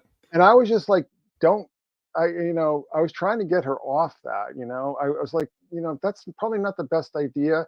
And all that stuff, she was sending me all these videos that she was finding, like these really sick, weird videos in obscure corners of YouTube and stuff. Yeah. And, something to do with some school somewhere and everything. Pizza, crazy stuff like that. Yeah. I mean, I had some conversations with her that just like her, she had, I think she was, she was probably bipolar. But she definitely had a very heavy aspect of paranoid schizophrenia. And when those videos that you're talking about, and that's kind of classic paranoid schizophrenic stuff. Now everybody's going to hate me and say, "Oh, you're one of them" and everything like that. But you don't want to type in the things that she was saying. Don't type in, because there was a reason for saying don't type them in. And I'm just going to put this out there, and you can take it or leave it, because I actually don't take a position ultimately on it. I heard her out in that video that she shared with those people, and somebody sent it to me, and I sat there and I took it in, and what she was describing with her experience. I was having she was a resource for me when I was working on Sorry Cassandra. So I like found her. She had a video that she did in college of Freemason handshakes and all the Freemasonic stuff, and I was like, hey, I follow you on Facebook, and this is your name on this video here. And I was just kind of like, check, and then we had some back and forth. And having watched that, I just got to say, like, God forbid something happened to her from those people who were very wealthy, who had that science camp that she was concerned about and all that stuff. If God forbid it did have something to do with them, do you think that it would be wise or proper for her family or anybody connected to her to acknowledge that in any way? Like, because I'll tell you, it would be putting themselves and everyone else around them in jeopardy. Like, that's how those things work. Like, and that's why, like, when you look at like Hollywood or something, you say blackmail. Like, blackmail is so rampant. The very nature of blackmail makes it so that if you ever hear about an instance of blackmail coming out, like, that has to be the tip of the iceberg, because blackmail works.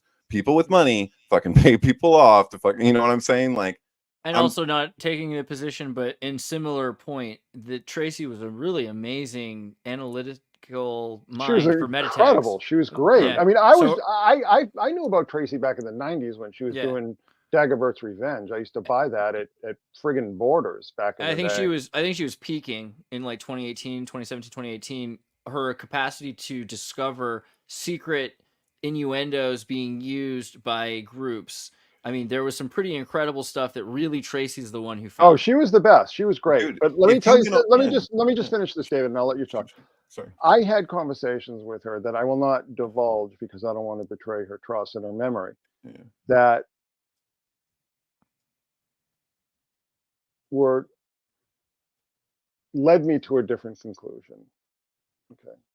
The difference between me and all the people opining about her is that I knew her.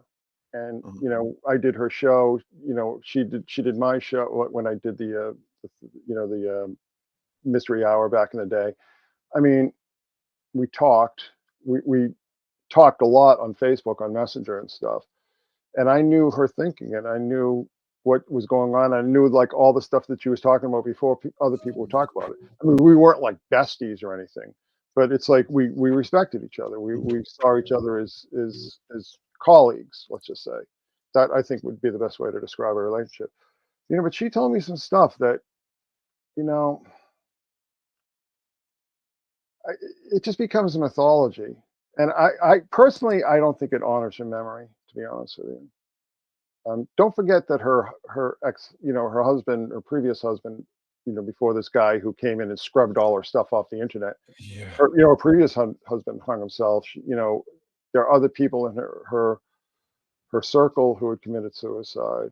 Right. It's So, true. It's you true. know, I mean, it's, I'm just really uncomfortable with a lot of the mythology because I do understand that the work she was doing, and I do think that she was doing some dangerous work, and I told her so. Yeah. But Can't say I gave up without saying I I'll gave just up. say that I knew her differently than the myth that's She thrown was up the around. cutting edge. If Oh, you she was went amazing. She was if you went on amazing. Wikipedia and you looked up Baphomet, it was mostly all from her.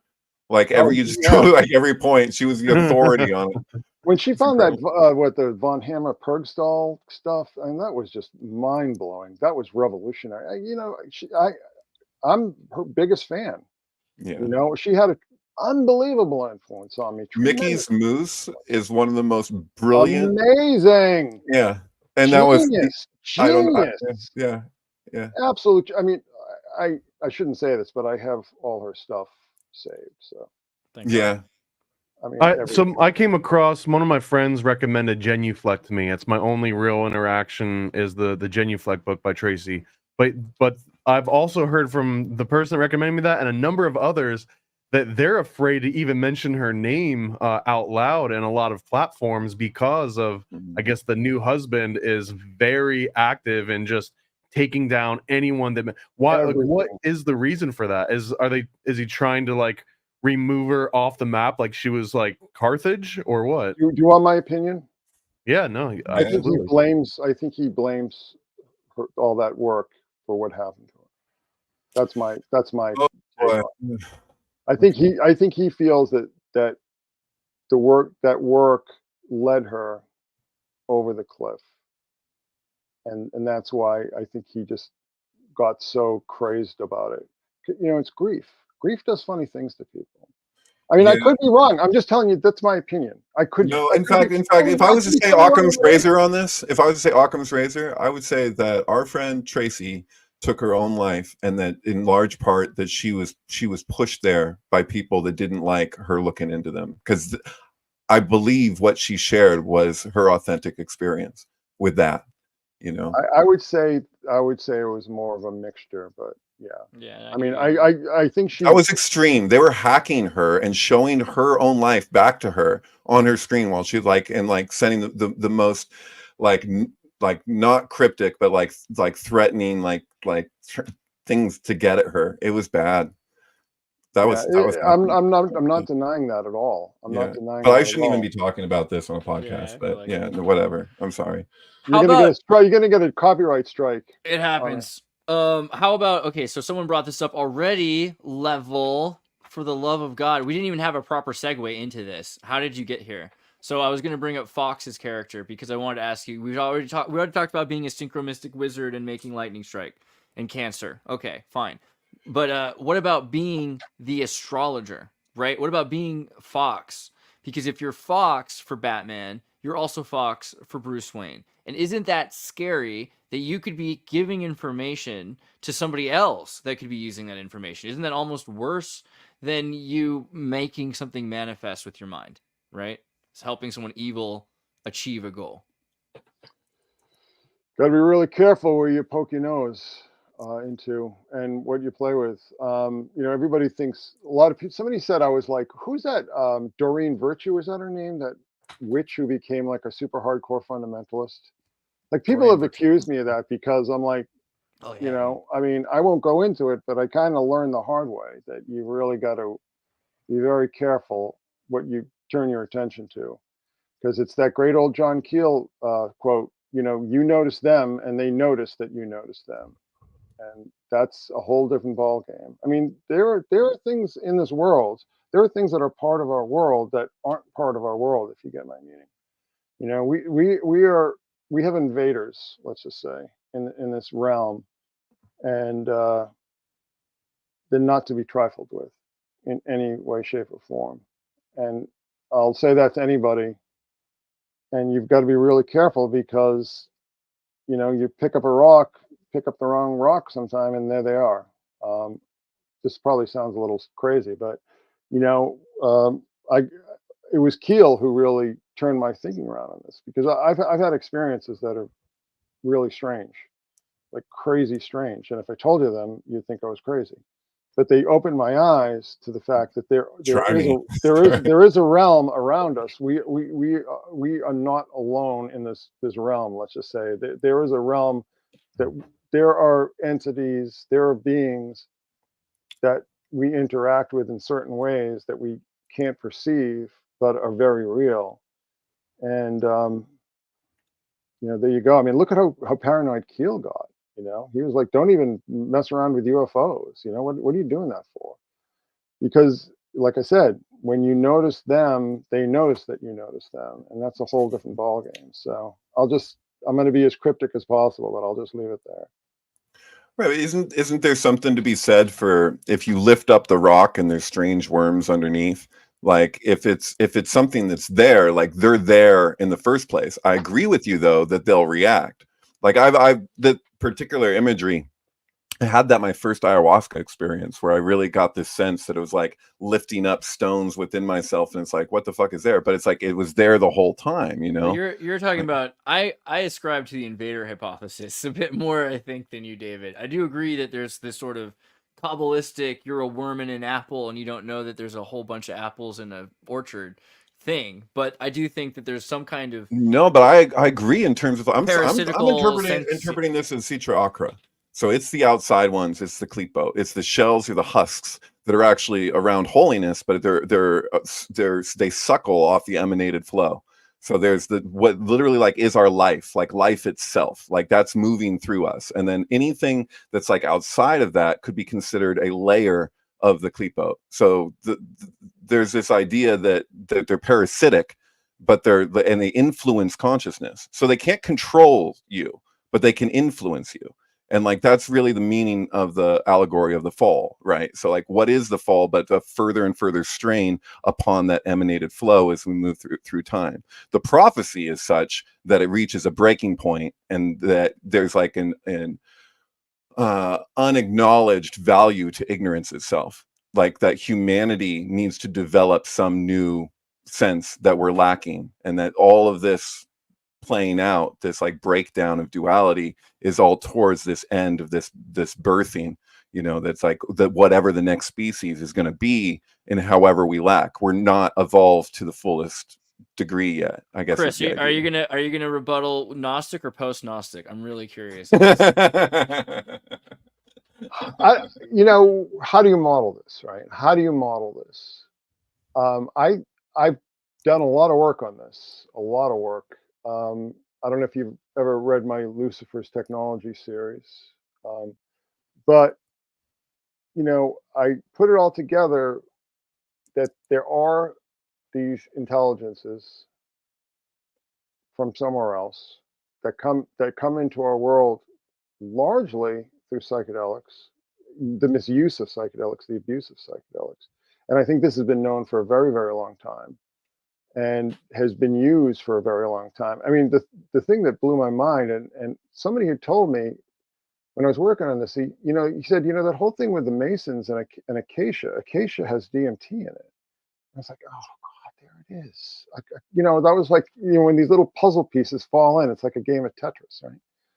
And when I realized that, it's like, oh, there you go. It's like, and I'm not talking about like, the doofy guys down at your local lodge. I'm talking like the old school guys who are really hardcore.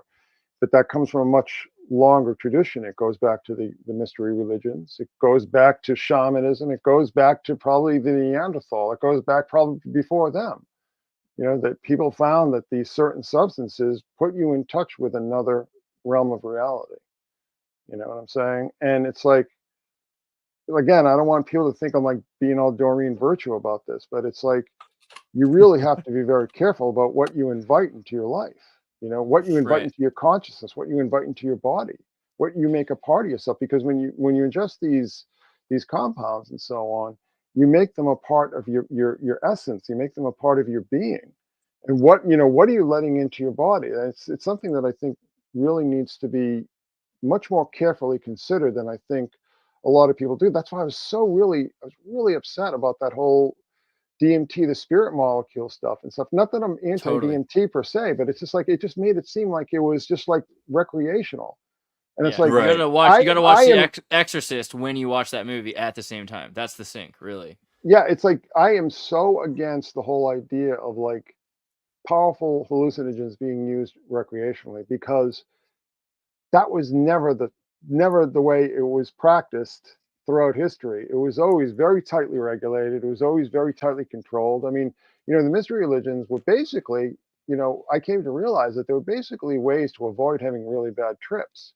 That you would fast and you would pray and you would study and you'd do all these things. It wasn't just like, hey, I'm bored today. I think I'll just drop some acid, or I'll do some DMT or something. It was very much part of a very structured and controlled religion, really. I know you're not supposed to steal another comedian's bit, but that I gotta take that line. That's literally the most true. I'm gonna say that to Mormons. That's the most true thing I've ever heard about mystery schools. Realistically, it's to help you not have a bad trip. That's so accurate. It resonates really hard.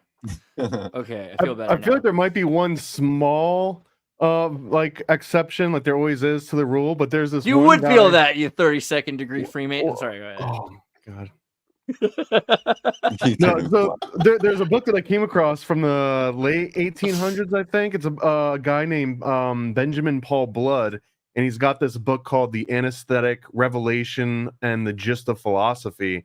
And he kind of he discovered his own version of the mystery school on his own. He went to the dentist to get like a tooth pulled, and this was shortly after they started using nitrous oxide for anesthetic, like one of the first versions of it. And he wasn't part of these traveling elite groups that would like set up shop and you can go and sit in the tent and huff nitrous for a few hours and like, oh, Martha, wasn't that a novel experience, right? He went to get a tooth out, and he swore that as he's walking home and the nitrous is wearing off, that this was the first time that he ever fully understood Hegelian philosophy. Like, he understood Hegel, but by the time he got home and he went to write it all down, it was gone. Like, it just like slipped his fingers.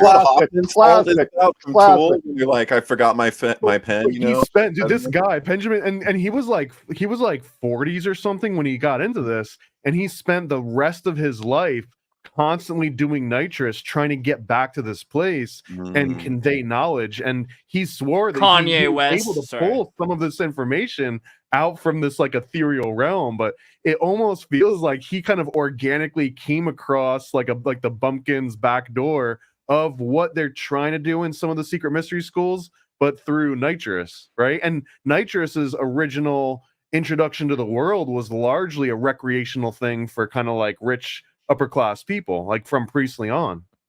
Well, the dead were really into nitrous. When I read a book was written by one of their tour managers. They're kind of into everything. It's kind of their thing. Well, right? No, it's like they were really into nitrous. Like they'd go on tour and they'd drag around all these tanks of nitrous, and they'd do them before and after the shows, which I thought was really kind of interesting. But you really can't. I don't think you can really understand the mystery religions. A lot of early forms of occultism and so on without the pharmakeia. Without the pharmakeia, it doesn't make sense. but it's like one of those things where like, oh, you get high and it's like, oh no, I get it, or whatever. I mean, trip or whatever, like you start to understand, like all these things that were always really confusing to you start to make sense. It's the same thing with me with the stars. It's like I start to really understand, particular the Book of Revelation, which is basically a series of star maps, for lack of a better term. But and then you start to realize that the stars and the psychedelics and everything really go together. Why do you think they had all those mystery cult rituals at night? You see what I'm saying? It's all part of the mix. And, the night's a very powerful thing, and a lot of it is the stars. If you're lucky enough to be in a place that isn't riven by light pollution. Right. What about William asks, what does Knowles think of RFK Jr. mentioning synchronicity? Right, this is about as mainstream as you get, right? Because he's just excited to talk about politics, right? Well, the one thing I noticed is that there's that whole genre, for lack of a better term, Rogan and Tucker Carlson and RFK, these sort of people, like they're kind of unclassifiable in some ways, and they're really starting to poke around our little neck of the woods. Yeah, agree. It makes me like, because they're just going to take it to the bank like they do everything else, and then ruin it. They're going to suck it dry and then throw it away. Like, well, that's his neck of the woods contextually. If like the story goes, is that he was in rehab the first time and he was done, but so this was, what was it, 40 years ago. And it was just sitting at the place was Synchronicity and a Causal Principle by Carl Jung. And so he had just finished reading the book, and these guys were playing like volleyball or something. Volleyball goes and pops. It lands on there's like a pointed, there's like a pole sticking up, and the ball lands on it, and it pops, and it goes and it flies, and it hits a fence, and it starts to roll into a road. And there's like, I don't know how many people standing around, 10 people or something. And he says, that ball's going to get hit by a Mack truck. And then sure enough, a Mack truck came up and it hit the ball hit the front of it. And it was true. That's precognition. Like, when I was talking to this guy, I forget his name now. Oh, David Hufford. He's a professor at Temple University, and he is a folklorist. So this was the first year that I was out at SOQUEL, and so he goes, "What's the synchronicity? Synchromysticism all about?" And because he goes, "I'm familiar with synchronicity, but like," so I started giving him like whatever examples were on my mind at the time, and he goes, "That's psi, that's precognition. That's not synchronicity. Synchronicity is something a little different." Yeah. This is a distinction between a prediction and a prophecy. So like a prophecy is an actual insight into the mechanism itself. So like that's so, but whereas a prediction is an inference, which is all science is based on inference. So it doesn't have to be unscientific for it to be that, but at the same time, they are very distinct. Mysticism implies a direct insight. It's like a lightning, where it's just like, you see it, you see something. It's more data, put simply, it's just more data. I mean, you're dealing with more data. I mean, I actually think that, synchronicity is a dime a dozen. I think that precog is a dime a dozen. Well, it doesn't come from thought. That's the thing. So thought can organize itself around it after the fact. It can do so immediately following it, but in actual insight, like Krishnamurti talked about this all the time, that it's like, that you have a gap. There's a gap in the thinking. Am I loud? I'm sorry. There's a gap in the thinking where it's like, because you're the way thoughts arise, like they take up so much space. I'm kind of talking like a hippie, but it's true. Like there's it's like Charles Tart. It's about lighting up all the circuits, or more of the circuits. So it's like psi, just normal coincidence. It's like a one-to-one. It's two circuits sort of lighting each other up, two circuits integrating, two circuits lighting up. And when my definition of synchronicity and synchromysticism is that it lights up much more than those two factors at work, whatever those two factors are that happen to coincide, that happen to connect, it goes beyond that, because what is behind that? What does this mean? What is this about? What does that imply? What is the hidden meanings behind this?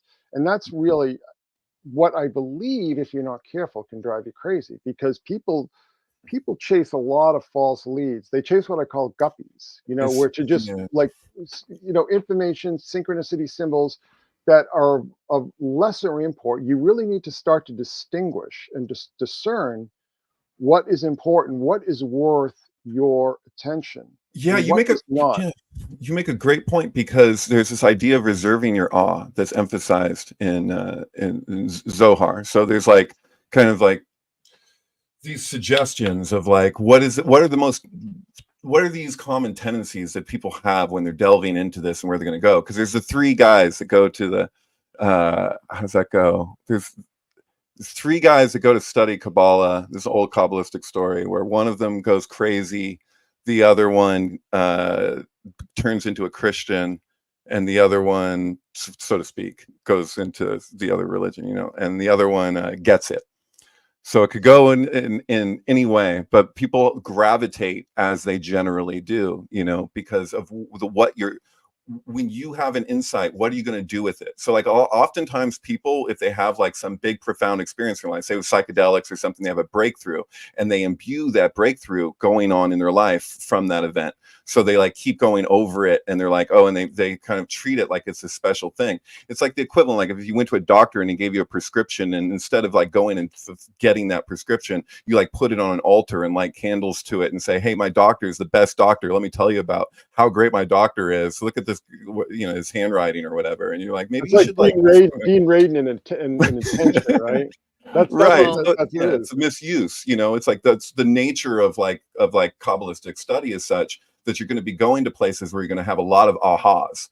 And like each time you have an aha, it's all the more alluring to like take that aha and put it on a pedestal and be like, I got it. I got this special knowledge. And so there's this idea and you'll see this throughout like European occultism as well, where there's this kind of emphasis on, the king isn't at the throne like in a tarot deck. Like he's in movement, like he's the knight. You know what I mean? Like there's no plateau that you reach and you're like, okay, now I can settle here. And developmentally, like it's throughout life, like you continue, this is what the initiation really is about. It's not that you reach some place and now you can rest.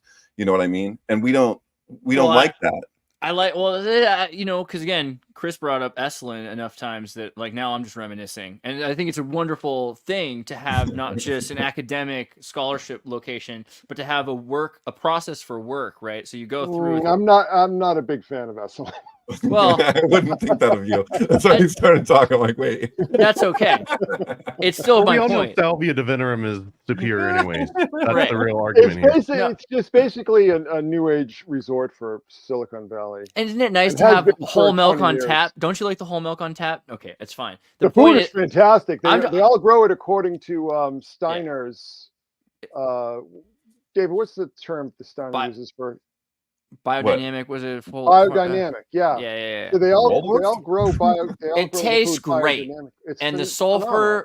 It smells like sulfur, but so do the politicians there. So it's okay. Oh, dude, you go on that cliff by the moonlight. You go there like late at night on the moonlight, and you go into those hot tubs, man. That is, it's beautiful, man.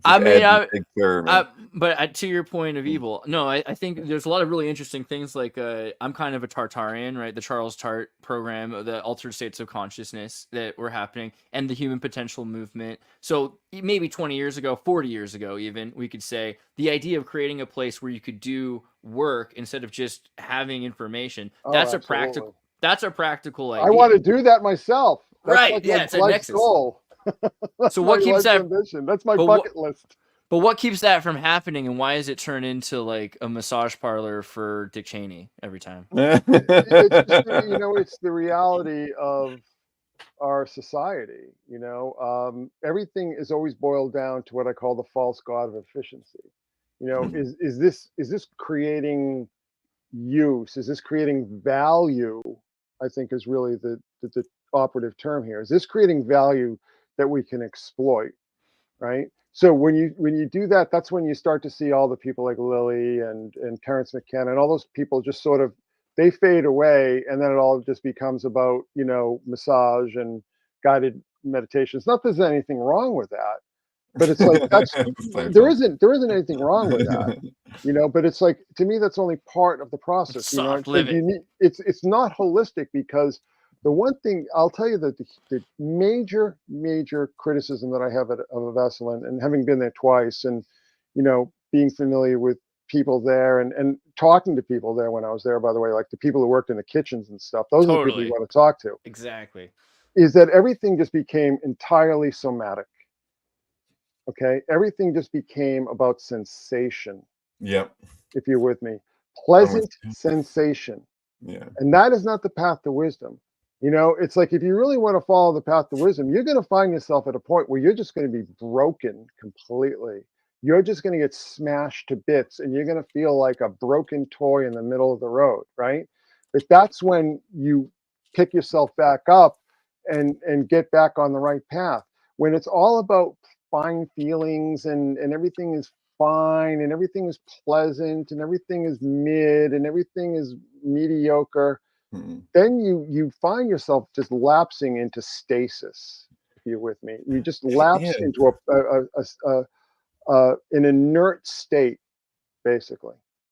I have a question for you, though. Do you think that maybe that, because I mean, there's a lot of different groups that go through Esalen, and if you're talking about the main structure of it and what's their own thing, I'm talking about the main programs, yeah. Right, because it is also just a platform for a lot of different people. But anyway, you know, if you look at the history of Esalen, you know, they were like, they were challenging things on race and sex and all kinds, like with group activities that were like really freaking intense, that were kind of like KKK, Black Panthers, connected to Est. So like the Est stuff. So you're talking about like Joni Mitchell and John Denver, or you know, like they had their like profound experience with Est or whatever, but it was so extreme, and they had breakdowns. They had like almost like full-on race wars happen at Esalen when they tried to experiment with putting a group of black people and a group of white people, and we're going to work it out today. Not just any group of black people. It was the KKK and the Black Panthers. Like, what does it all end up? So 1979, where does it all end up with? It all ends up with the 9. But the 9 move in, and Dick Price just is completely smitten with Jenny O'Connor, and basically allows that group, the Council of 9 group, and all the people attached to it, sort of from that Puharich orbit, to take over the entire thing for 6 years. And then the Rockefellers come in and say, well, we want to do hot tub diplomacy because, you know, we're trying to get all these oil contracts in Russia. And then it becomes about that. You know, it's like all this idealism that you're referring to, David, it vanished a long time ago. You know, and a lot of it was just badly conceived. You know, it was just like, hey, what if we have the KKK and the Black Panthers just sit down and have an encounter session?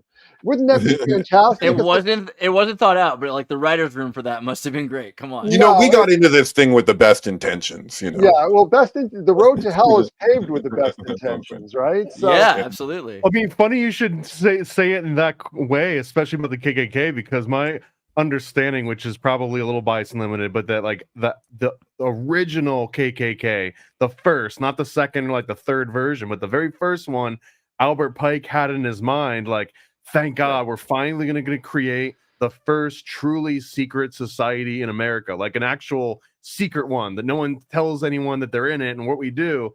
And he shows up to the first, I guess, official meeting, and they're all just like, you know, like typical KKK rhetoric that you'd expect now.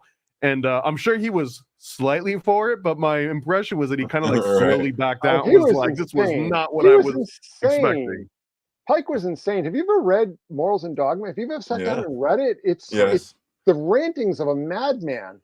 Unlike a lot of coffee, clearly the guy loved Turkish coffee. There's something going on. You know what's kind of effed up is he's kind of a synchromystic, but he's his own breed. He's his own thing. It's like where are you going with this? Because he has his own jump to conclusions, Matt, to go with the data that he's processing, right? Well, I thought the same thing when I read Kenneth Grant books. It's like he's trying to get synchromystic, but he's insane, and that's kind of like the point I'm trying to make, is that, you know, insane people have their own version of synchromysticism, which unfortunately is the version that most people, normies, think of.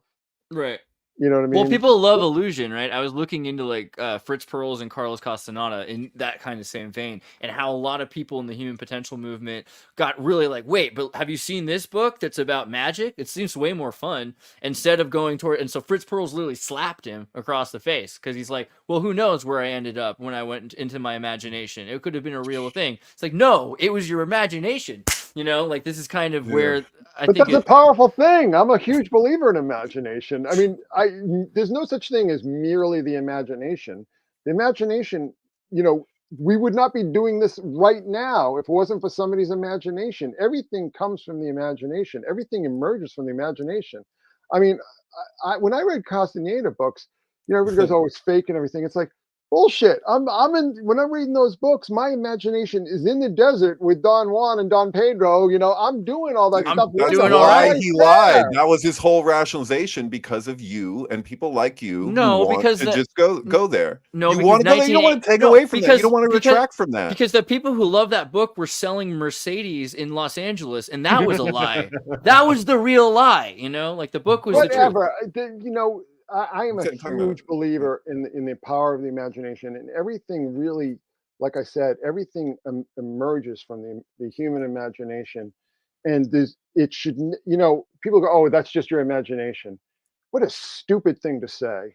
That's the stupidest thing to say in my estimation, because that's where it all is birthed from. It's you know, you're imaging. What does imagination mean? You're imaging. You know, Right, but are you Joker or are you Arthur Fleck? well, that's where, you know, that's the next stage of the conversation. But you know, it's like without the imagination, without the power of the imagination, without the power of the interior, you know, the inner eye, to see things that we can't see outside of it, there's nothing, and there never will be anything. And I think one of the problems with social media, superhero movies, video games, everything like that, is that they've destroyed an entire generation's imagination. I believe that fully. I really do believe that. I mean, the power of the imaginal is so much diminished, I think, in people who have just lived for dopamine hits based on pixels and so on and so forth. I know that makes me sound like a boomer and you know, a fuddy-duddy and Whatever. everything like that. No, hey, Whatever. I don't care. I really honestly believe that. I think that everybody needs to read one book a week. And I'm talking about a book, right? Yeah. I'm talking about a book, not a PDF, not an EPUB, not Kindle. I mean a book. Just sit down. You know, you will find everybody's talking about my attention span is gone. This is, there goes my camera again. This is the antidote. Sit down and read a book, because your imagination, you know, particularly a novel, your imagination will just start to repair itself. I totally believe that. I'm not saying this. I know you're down on psychedelics, how you are, and I'm you not. are free to be your person and have your perspective. But I'll tell you something I've enjoyed doing that I no one ever fucking tells me that they do this. I'm wondering if you guys know what I'm talking about, but at some point in your life. But Christian Scientist okay, Chris, that's what we'll call him. There's something about taking not going overboard, but taking a certain amount of, say, mushrooms or something and reading a book. Because my visualization experience with a psychedelic, if you take too much, it's going to be wobbling together. You could give up on that possibility. But like, you know, for a certain amount, just, you know, like that's something that I've enjoyed in my life at times to do. That I'll read theosophy that way. You know what I mean? Like if you're going to read The Secret Doctrine, you know, you might as well, you know, Do it up. give Thank you for your confession. Yeah. When I do that, when I've tried that in the past, I just start to see the letters dancing around the page, and I'm just right. like, That's what you need. almost like trying to sweet grab spot. them. I'm trying to grab them and put them I back. prefer Blood of a Virgin. It's a Little little bit John more D. controllable. So that doesn't work for me. But you know what? Who am I to say? I have a very strange brain. I've told this story, everybody's heard the story, you know, who knows me, but I grew up with having really super high fevers. I'm talking like 100, 400, 506. And I was tripping all the time. I mean, and I always wondered what it was. And when I met Graham Hancock at the Chapel of Sacred Mirrors, he said, Well, yeah, because the fever, the high fevers, trip that DMT wire in your brain. Mm. You know, and that's why you've heard of fever dreams, Hmm. right? But you know, when I first tripped, I was like, oh Jesus, I know this place. I don't want to be here. You know, I was here all the Interesting. Dude, time when I was a totally. kid. I had some fevers in Mexico too, and I wonder now. I'm gonna look into that. There's got to be something to that, Hey, right? that's what happens in Metropolis, right? That's when Joseph Smith had the fever as a the kid. yeah, he has the vision of her as the Scarlet Woman atop the beast in Metropolis. That's because he's Mm, having a fever dream. Remember, mm. he's in bed and he like leaps out of bed. I don't know, you guys, how well you remember They're Metropolis? overrated. They're First, overrated. first fever dream I ever had. I think I was like 6 years old in Mexico, and I saw Cool World, and I'll never. No further questions. Ooh, Ralph Bakshi, that guy's a trip. I've met Because you're him. trying to cool it down, right? Because you had the fever. Ralph Bakshi, he did Fritz the Cat. He did Heavy Traffic. He did Fire and Ice. What else did he Wizards. do? No. He did American Pop. He did Love American Pop. Wizards. He did Lord of the Rings. Coonskin. Coonskin. He did a ton of stuff. Dude is mad as a hatter. I mean, just completely. And I'm not talking like, oh, that guy's out there. I'm talking like, are you like raving lunatic? At least You I heard he you have apologized to draw the same to, picture 10,000 times. I think. that be that the convinced. Cheech guy, the guy with the hat where he's got the little Von like Baudet. wizard. Von So like Baudet. so that guy was taken from this other artist. I heard something that he apologized to him like years later, like more recently. Like it's like, yeah, or he at least acknowledged he's like, yeah, I totally lifted that character or whatever. But back in those days, you know, you had Motown, everyone was taken from everybody, who cared? But yeah. Well, Von Baudet actually was one of the earliest known autoerotic asphyxiation victims. He died, I think, when he was like 27 in 76 or so. See, we're aging ourselves, David. They probably don't even have any idea who we're talking about. But, I'm just wondering if the CIA would ever suicide somebody with autoerotic asphyxiation, because it just seems like an extra layer there of believability. So maybe because we got like 10 more minutes, you can pick between a couple thoughts here that you would like we could talk about. You seem like you didn't want to go too deep into this necessarily, but maybe we could talk about current events in the sense of synchromisticism and current events and predictive programming. Do you want to like maybe talk about that? do you have a question? Well, that was kind of like you want me? That's like, Chris, can you tell us about the Bible? You know, it's a pretty broad topic, you know. Well, in the beginning. I wanted you to be able to pick because like there's a lot of current events. Obviously, the current event that everyone's thinking about is like there's an election in like a geometric amount of days or something from now. But it could also be bigger than that, like in terms of what you think the world's heading into in the next year. War. I mean, World War III has already started. Yeah. World War III, interestingly enough, is being fought like, so our idea of World War III was informed by World War I and World War II. And it's like, oh, look at all these crazy mechanistic weapons. Let's just drop them everywhere, you know, just like mass chaos. World War III is being fought the way wars used to be fought. Totally. You know, right. we're like Lego figurines. Yeah, I mean, it's more, you know, a lot of proxy wars, more limited engagements, economic wars. You know, wars, people used to like pull up their lawn chairs and watch gun battles. You know what I mean? It was like a sport. So wars are not like what we thought World War III. We are in World War III. We have been for maybe 2 or 3 years now. I mean, it's on. It's definitely on. I mean, it's only silent depending on your location, you know. Well, that's the way it always was. I mean, you know, that, you know, the whole idea of total war, you know, just broad spectrum war everywhere is really, it's a Hollywood or science fiction kind of creation. It has nothing to do with like the wars.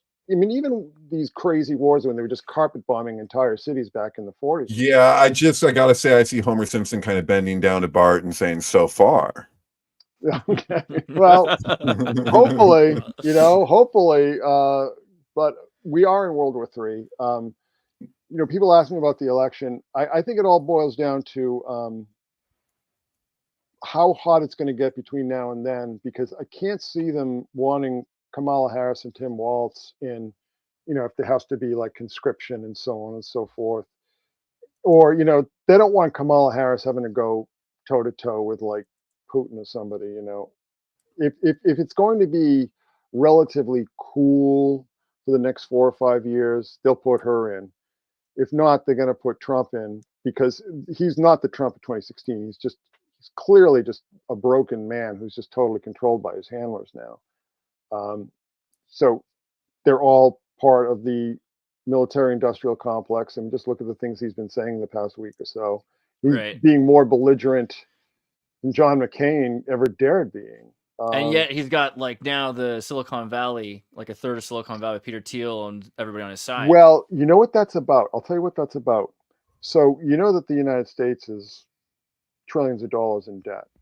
And I know, like, we can just print more money and so on and so forth. But I think what Musk has been saying quite openly is he's saying, you know, listen, we can run the government, and we can even run the Department of Defense for a lot less money than you guys are spending now. And you can just put that money back in your pockets. Mhm. You know, when he talks about the government efficiency, he's really just talking about, you know, look what I did at Twitter. I fired, what, 7/8 of my workforce, and it didn't make a single difference. What they're talking about is putting the Yeah. budget on blockchain, and that, which I think is freaking brilliant, because it totally turns the tables, because the whole fear with the blockchain was that, oh, they'll be able to see every single expense. So if you say you're concerned about something like a carbon tax, that would be the most opportune way to make something like that happen. But if you put the budget on blockchain, it means that any person can go and look at any gold toilet. You know, what are you spending money on? Like every social program, all of that, you need to be able to have public access to that. If it's the government's really to be what the government's supposed to be, which is like I don't public think they service, mean that public kind servants. of blockchain. Yeah, I think they mean like UBS tokens. You know what I mean? Like, Yeah, Well, I think they have their ledger, and it doesn't mean that you'd have access to the ledger, just that there is a ledger. well, one thing Yeah. that's definitely happened. No, that you'd have access. That's the idea. Wait, well, That's let the way Chris- it's been what are you gonna say, explained to me. Well, I think one huge part of World War III that I think is being overlooked is reindustrialization. There's a huge effort to reindustrialize. So the first thing you need to do to reindustrialize is you need to knock wages down as low as you can. So that's why you open up the floodgates to everyone, and you sort them out later. But you want a huge potential labor pool. And it's happening now. Like people go, oh, you know, these Haitians are coming in. Well, yeah, they're putting them to work, you know, in chicken rendering factories and so on and so forth. You want to drive really what migration really is. It goes back a long ways to the Assyrian Empire, you know, where they called it population transfer. And that's really what we're seeing. And it's an economic tool of war. And it's about making, you know, first of all, depowering people and brain draining your enemies and so on. But it's also about making labor as cheap and plentiful as possible. So what I think would happen if they put Trump in. It's like, well, they really want to, you know, go hardcore, and it's just like, we're just going to have a slave state, because, you know, there'll be this constant threat that you'll be deported and so on and so forth. But you know, really, what's going on is that they do want a slave state. You know, I mean, it's like they kind of look at China. I mean, this isn't speculation. So many people have been open about this. They look at China enviously. It's like, oh, they've got it figured out, man. Oh, You know? yeah, dude. which is Yeah. wild, Mostly because like countryside. China's like literally collapsing, and people are like lying down to rot in their apartments. So like, yeah, I mean, Right. we missed the window. You know what I That mean? was what, dude. That was one of the weird parts about 2020 was there was like this super patriotic thing to be all like, we need to do what China's doing. I was like hearing Well, people they've been say saying that it who for I a would long never time expect. before that. You know, Right. I mean, you know, it's because it's about command control. It's about command control of the economy and so on and so forth. But it's also about using prison camps as work camps. You know, so it all depends. It's gonna get dicey. You know, I don't want to be like a prophet of doom here, but I don't see anything particularly wonderful happening in the next 10 years at all. I'm sorry. I wish I could say otherwise. Do you feel all right because you're trying to be so chill about it? What about? I know it's like the end of this thing, but like, what about the reset? Great Reset. Do you have a vibe on Great Reset? Do you feel like that's a thing, or is that too much? I for think you? that failed. See, so this is, you know, this is why I'm not a black pillar. Yeah. Because I don't think these people are gods and geniuses like all these conspiracy people do. You know, these conspiracy people want to think that, you know, were ruled by Lex Luthors and so on and so These are forth. bankers with PowerPoint presentations in They Mexico. basically a bunch of idiots from rich families, and all these plans have been written down for a long time. You know, they inherited all these agendas. They Right. didn't create them. They inherited them. I mean, you just go back and read Brave New World. Sorry, what was your question again? What was your specific question? He was talking about the Great The Reset. reset. Oh, they feel- I think that's over. I think the whole COVID thing was a flop.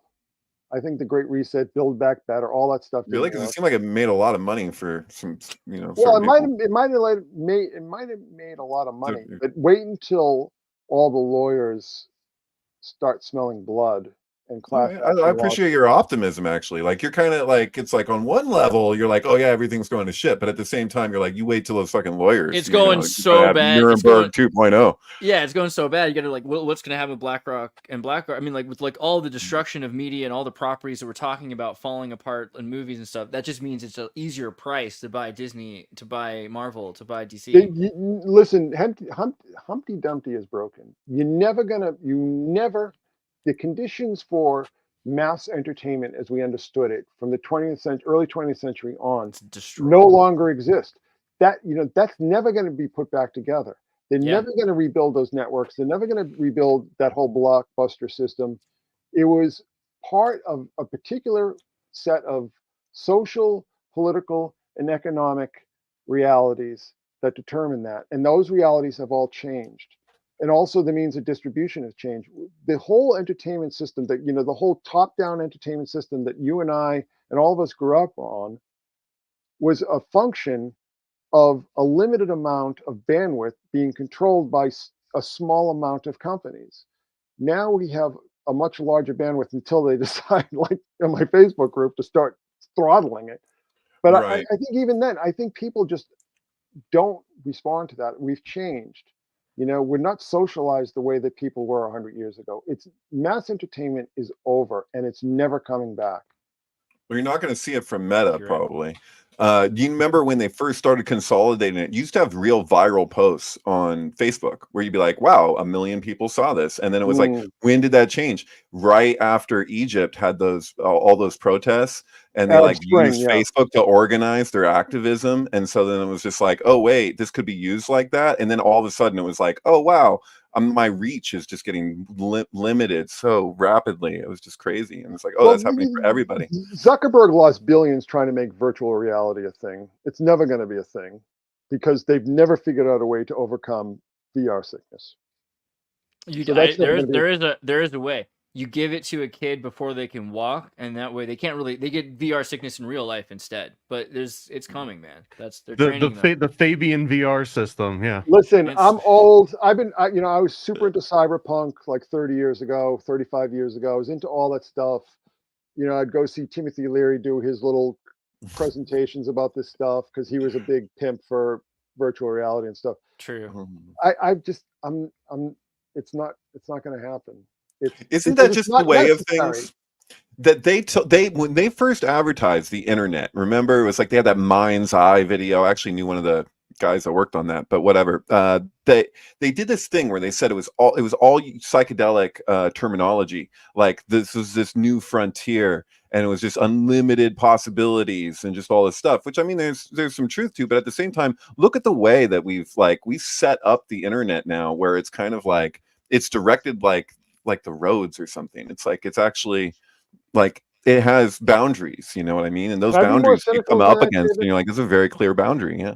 Can I be more cynical than that? Please. Okay, sure. So I was reading like Mondo 2000 and Wired and stuff back in the day, and I remember reading people like Douglas Rushkoff and Jaron Lanier and who's that guy? John Perry Barlow. All these people who were techno utopians. They all changed their tune eventually. Like all the original. I mean, Stuart Brand. I don't know if he did so much because he was a little bit older. I think he passed away in the 90s.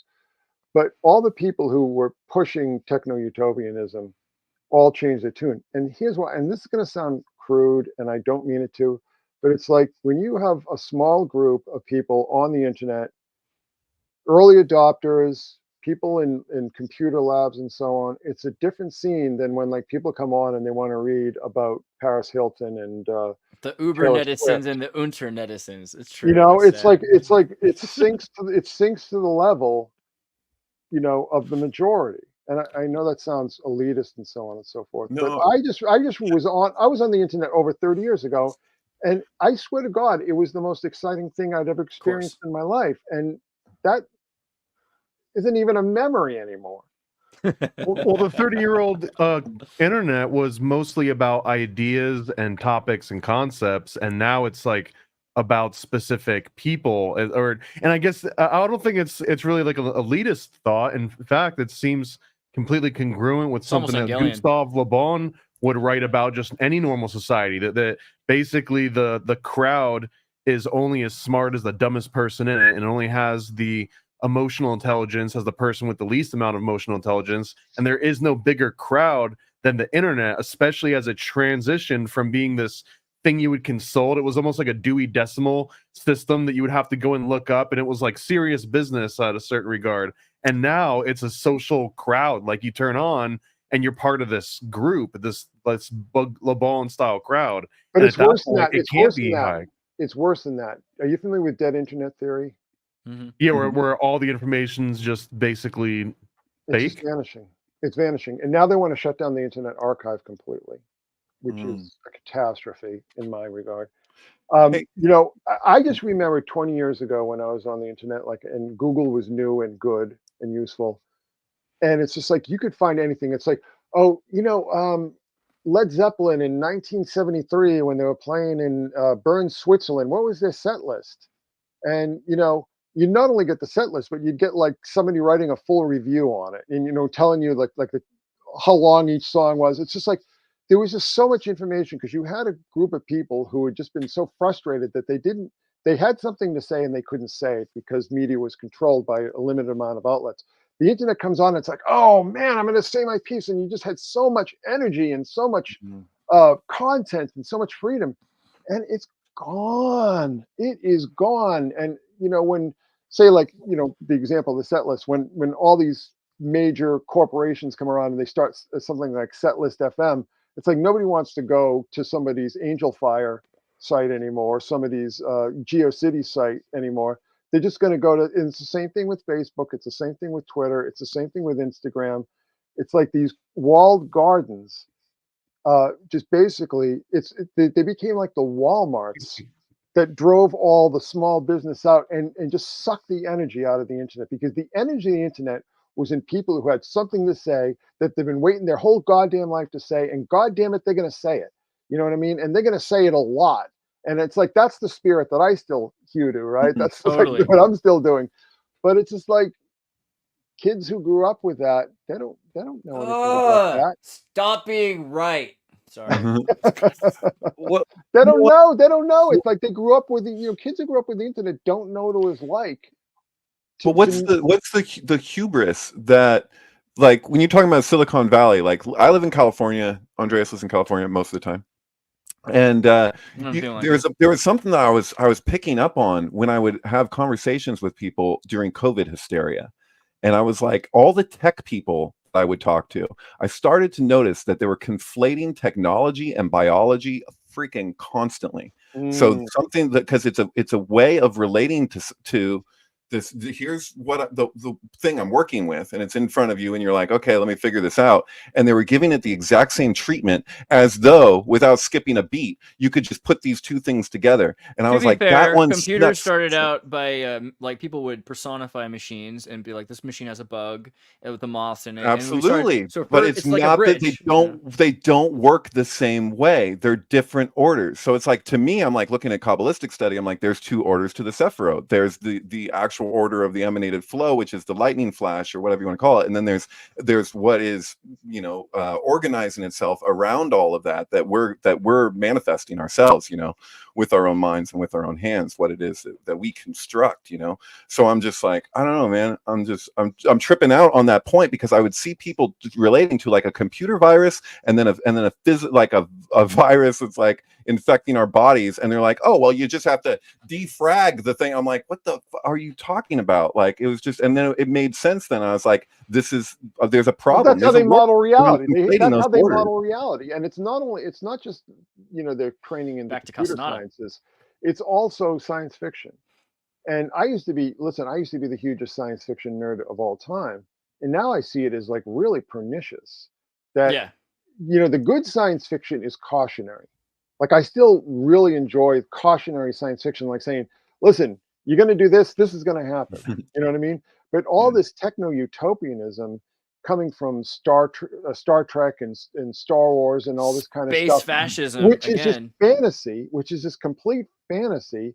There's absolutely no scientific basis whatsoever to anything at all in Star Trek. It's just, it might as well be Lord of the Rings. That's how based in reality it is. But ideologically, it's about you become a Navy military intelligence as part of this agency that you want to be part of the military, because you got to know what other people don't know. You have to espionage, study everybody, and you can't tell them. I mean, and then you're constantly under surveillance, and it's basically the Federation is just a giant military dictatorship. But we love it, right? But you like 1984, right? I mean, come on. Well, that's what I'm saying. What science fiction should be is speculation and just basically a warning, you know, cautionary. Yeah. And I think that when it moved away from that in the late 70s after Star Wars and into the 80s, and it just became, hey, we can do anything. People still believe that, and like I believe that. I mean, I remember, you know, being out in this storm and like trees were falling, and I was like, why doesn't somebody stop this? Well, nobody can stop it. Nobody at all can. There's no way of stopping it. It's gonna happen. But it's like I was so conditioned by all this crap that I consumed for my entire life to think that we just need to put our noses a little closer to the grindstone and we're going to solve every problem. We're not, because every problem we solve creates a counter problem. Oh, well, there's also like or 1,000 counter problems. Thought can't solve the problems thought created. So like thought wants to be like, I'm going to solve everything for you. But it's like, dude, at a certain point, you're like, look, just chill out. Like sometimes you can do more with not doing, you know. So it's kind of the, you know, like Zen is supposed to mean life with nothing added, you know. It's like, what is into Zen? I was big into Zen in the 80s, and I'm kind of like drifting back into it. I've been feeling it too.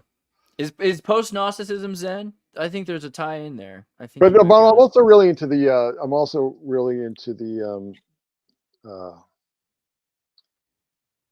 can't remember what he's into. That's how in the show. No, that's pretty Zen. To be into when I talk for a while, I start to get like sort of like, you know, like this hypoxia kind of.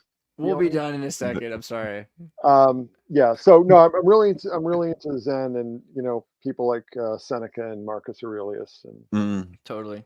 You know, those kind of people, and I'm having word loss because I'm having hypoxia right Dude, now. you know what? I'm sorry, I say this like every week, but Eckhart Tolle was like the zenith as far as the liberal left, like as close as they got to actually like, this is actually not bad, because there's a lot of reflection on ego bullshit stuff.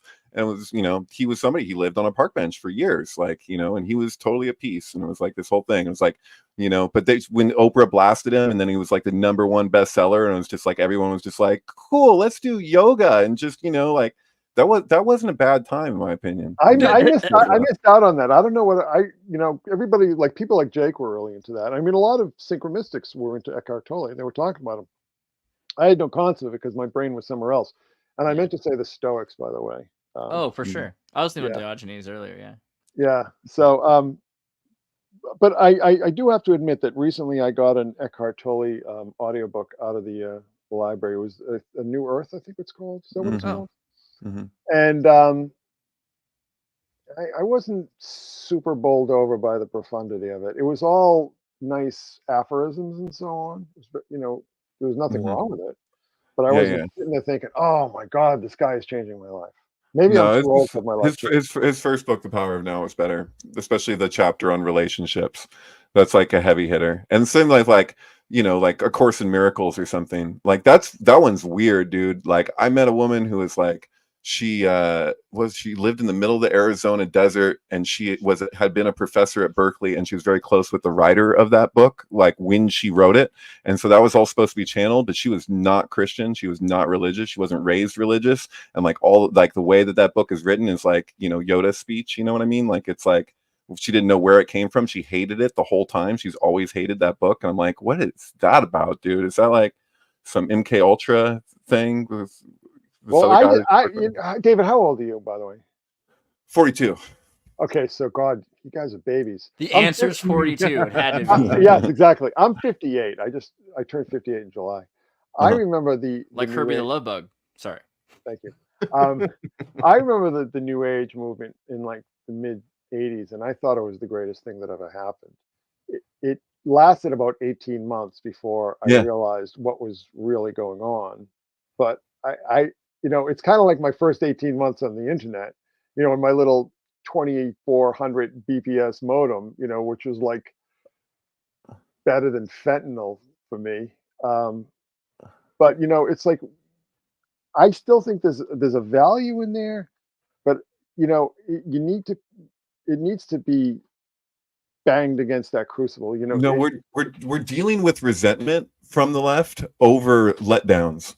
And so for them, there was a lot of aspiration during that time. There was a lot of hope that people were, you know, like that was Obama's whole campaign was on hope for, you know, like, and people really wanted that, and then they just felt let down, and they felt let down again, and now they're feeling let down again. A lot of people. Well, the other thing too is the mid '80s were just a phenomenal time, and I'm sorry you guys were too young to experience it, because it was amazing. My first memories are hairspray and fluorescent lights and just. How old are you? How old are you? I'm 3007, but it's more important that I was not there basically. Chronologically, just like what are your earth years? 35, I'll be honest. Isn't that guys are to me babies? It's terrifying me You're already. All babies. All right, that's enough. I think I'm gonna stick with 29 like Jack Benny. I don't think I need even. It's relative, you know. Yeah. I met some dumb ass older people, and I met some wise people younger than myself. And so, you know what? What the hell? But I hear you, man. Like, you know, what you looking back and you're like, you're going to talk to us about things that happened in 1980. We're not going to have the same experiences. Here's a 52-year-old man in 1984 versus a 62-year-old man in 2024. So microplastics. People age a lot differently. Listen, I remember, like, if a guy reached 70, you were like, oh shit. You know, because most men, I remember when I was young, like in the 70s, they dropped dead 62, 63, around there. It was very unusual for a guy. Back when men were men. That is Massachusetts. Catholic fathers of 8, by the way. But yeah, it's still. I mean, well, but they all drank and smoked like chimneys. You know, I mean, they just destroyed their hearts, and plus they all worked. You know, they were all boilermakers, and yeah, you know, they were hard working. That work ages you terribly. Yeah, every time I'm out doing like yard work, I'm thinking, oh, this is real work, man. What I do is not real work. You know, lugging 70 tons of gravel around, man. Right. That's you're gonna learn what's real and what isn't real quick. Believe me. Dude, I just watched Kamal dig for she's doing something for October 7th, you know, and like at the White House, and it looked like she hadn't used a shovel before. You know, the perverse part of me really wants her to win, because the comedy gold that we would experience on a daily basis would just be intoxicating, because she's so stupid and she's just so oblivious, and it's just wonderful to just see just how awful she is. I love it. It's not good for women. There would be you got to put Tulsi in there, like you gotta have something that's actually like, yeah, it's like, oh my god, no. If you want to destroy society, though, either way, I think you're good. You know, listen, I'm not a huge Trump fan either. I know a lot of people get angry at me at that, but he's right down the road from me. He's literally right down the road. I don't care who it is in this crowd in California that I offend by saying this, but yeah. Well, you're down the road from Mar-a-Lago? Where are you at? No, I'm down the road from Bedminster. Oh. And we hear military helicopters going back and forth all the time. Yeah. It's crazy. Do you have a painting of a forest fire behind you? Is that what's happening? No, it's the Zodiac. Yeah, man. Oh my god. This whole time we've been sitting here, I thought I was looking at like redwood trees on fire. No, it's a tapestry of the Zodiac.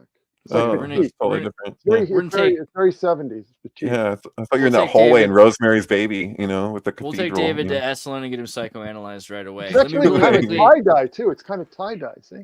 I feel like I had one of those at one point, and I miss it now. But let me I'm gonna quickly, because we're almost done here. Let me run through a couple of things. Everybody, check out Paranoid American. That's where we get all the coolest comic books about MK Ultra and Titanic and how they destroyed it, and so they could take over the Federal Reserve. Oh, yeah. Satanic Panic. The Some Olympic, amazing chick tracks about Satanic Panic in the 80s. I think you would love this one, actually. 32 pages. Get it?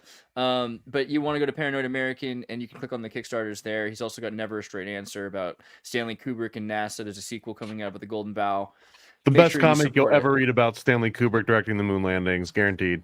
Paranoid American. It's a place to get shirt stickers. Listen, I get very resentful of that because Stanley Kubrick would never do as terrible a job as NASA did. Right? Amen. I feel like if Stanley Kubrick were to agree for something like that, he would have to shoot it on location. Anyway, we're gonna go. Well, if you see the book though, it really does. They cut out all the best parts. He had scenes on the moon that had the monolith. He had the astronauts fighting these bears in order to represent the true essence of the Cold War, where In Kubrick's America had defense, to kill the bear on the moon. But the original CIA version didn't was let any of that Spartacus get in into the final space. cut. No, Yeah. I'm a huge 2001 fan, and just look at his moonscapes and compare it to that soundstage garbage that NASA served up. Yeah, in keeping Area in 51. mind that the Dawn of Man was all done in his studio do space. you remember Bruce And it Willis? still looks Do- better than Apollo. Do you remember? Looks better than, Do you remember Bruce Willis in Armageddon? He's like, wait, you guys stole all of our designs and made all this stuff for NASA? I think that's kind of the way they do things. You know what I mean? But also make sure you follow Cassandra. David Charles played MK Ultrasound 723. He's got a bunch of synchromistic works where you take movies and albums, sync them together. This is the Beatles' White Album with Rosemary's Baby. This is a story about a girl. highlights. Oh yeah, highlights. There we go. I'll go back there. Highlights. I really think that if you like Wizard of Oz with Pink Floyd, then you're gonna love everything that David's ever made. So make sure you check them out. You also find out there's some pretty interesting synchronicities beyond just that the sounds go with the movies, but often these producers and these bands and these movie makers, they have some weird tie to each other that ties it together in a pretty interesting way. So think out super hard. Also, The Secret Sun Speaks is Chris Knowles' Twitter X website, but you can go from there to his link tree, which will take you to the Institute of Advanced Synchromysticism, the Secret Sun Institute, and you can also go to the Secret Sun blog and the Secret Sun bookstore. And this is the Patreon where you can access all of his private information. Check it out. He's even told his friends that's amazing. So thank you for that. Also, SSI, are we going to talk about someday? We're going to have to come back and talk about solid state intelligence. I love that you bring this up so nonchalantly. So everyone, make sure you check out The Secret Sun and his blog, because his blog is going to have the Revelation Ritual of 2024 this week. I'm looking forward to this. I hope you are as well. Books, too. Let's never forget. The Secret Sun Synchromystic Handbook. Like a new edition. Yeah, I'm working on a logbook. I'm just having some trouble because I'm trying to find. Thank you, David. I Flex. appreciate that. Flex. Okay. Thank you. I want to do a synchromistic diary, but I want it to be spiral bound. You know, so That's you know just you want to sweet. open up and you write down your syncs and everything. I But really I'm love having Spiral I'm Bound. having the worst time finding a printer who will do it not at a ridiculous, insane price. At the size I want it to be the size. I want it to be a size where you can just keep it in your jacket or something. You experience a crazy sync, you write it down, right? You have that with you at all times. But everything is like this size. Are you which is okay like, with China? I'm okay with anything, just as long as I can get the job done. I'll hit you up. I got a plug. I think somebody can help you with Nice. that. Is there anything else though that you want to make sure that you share with these people while we're still together in this hot tub at Esalen? No, I had a great time talking to you guys. It was really enjoyable.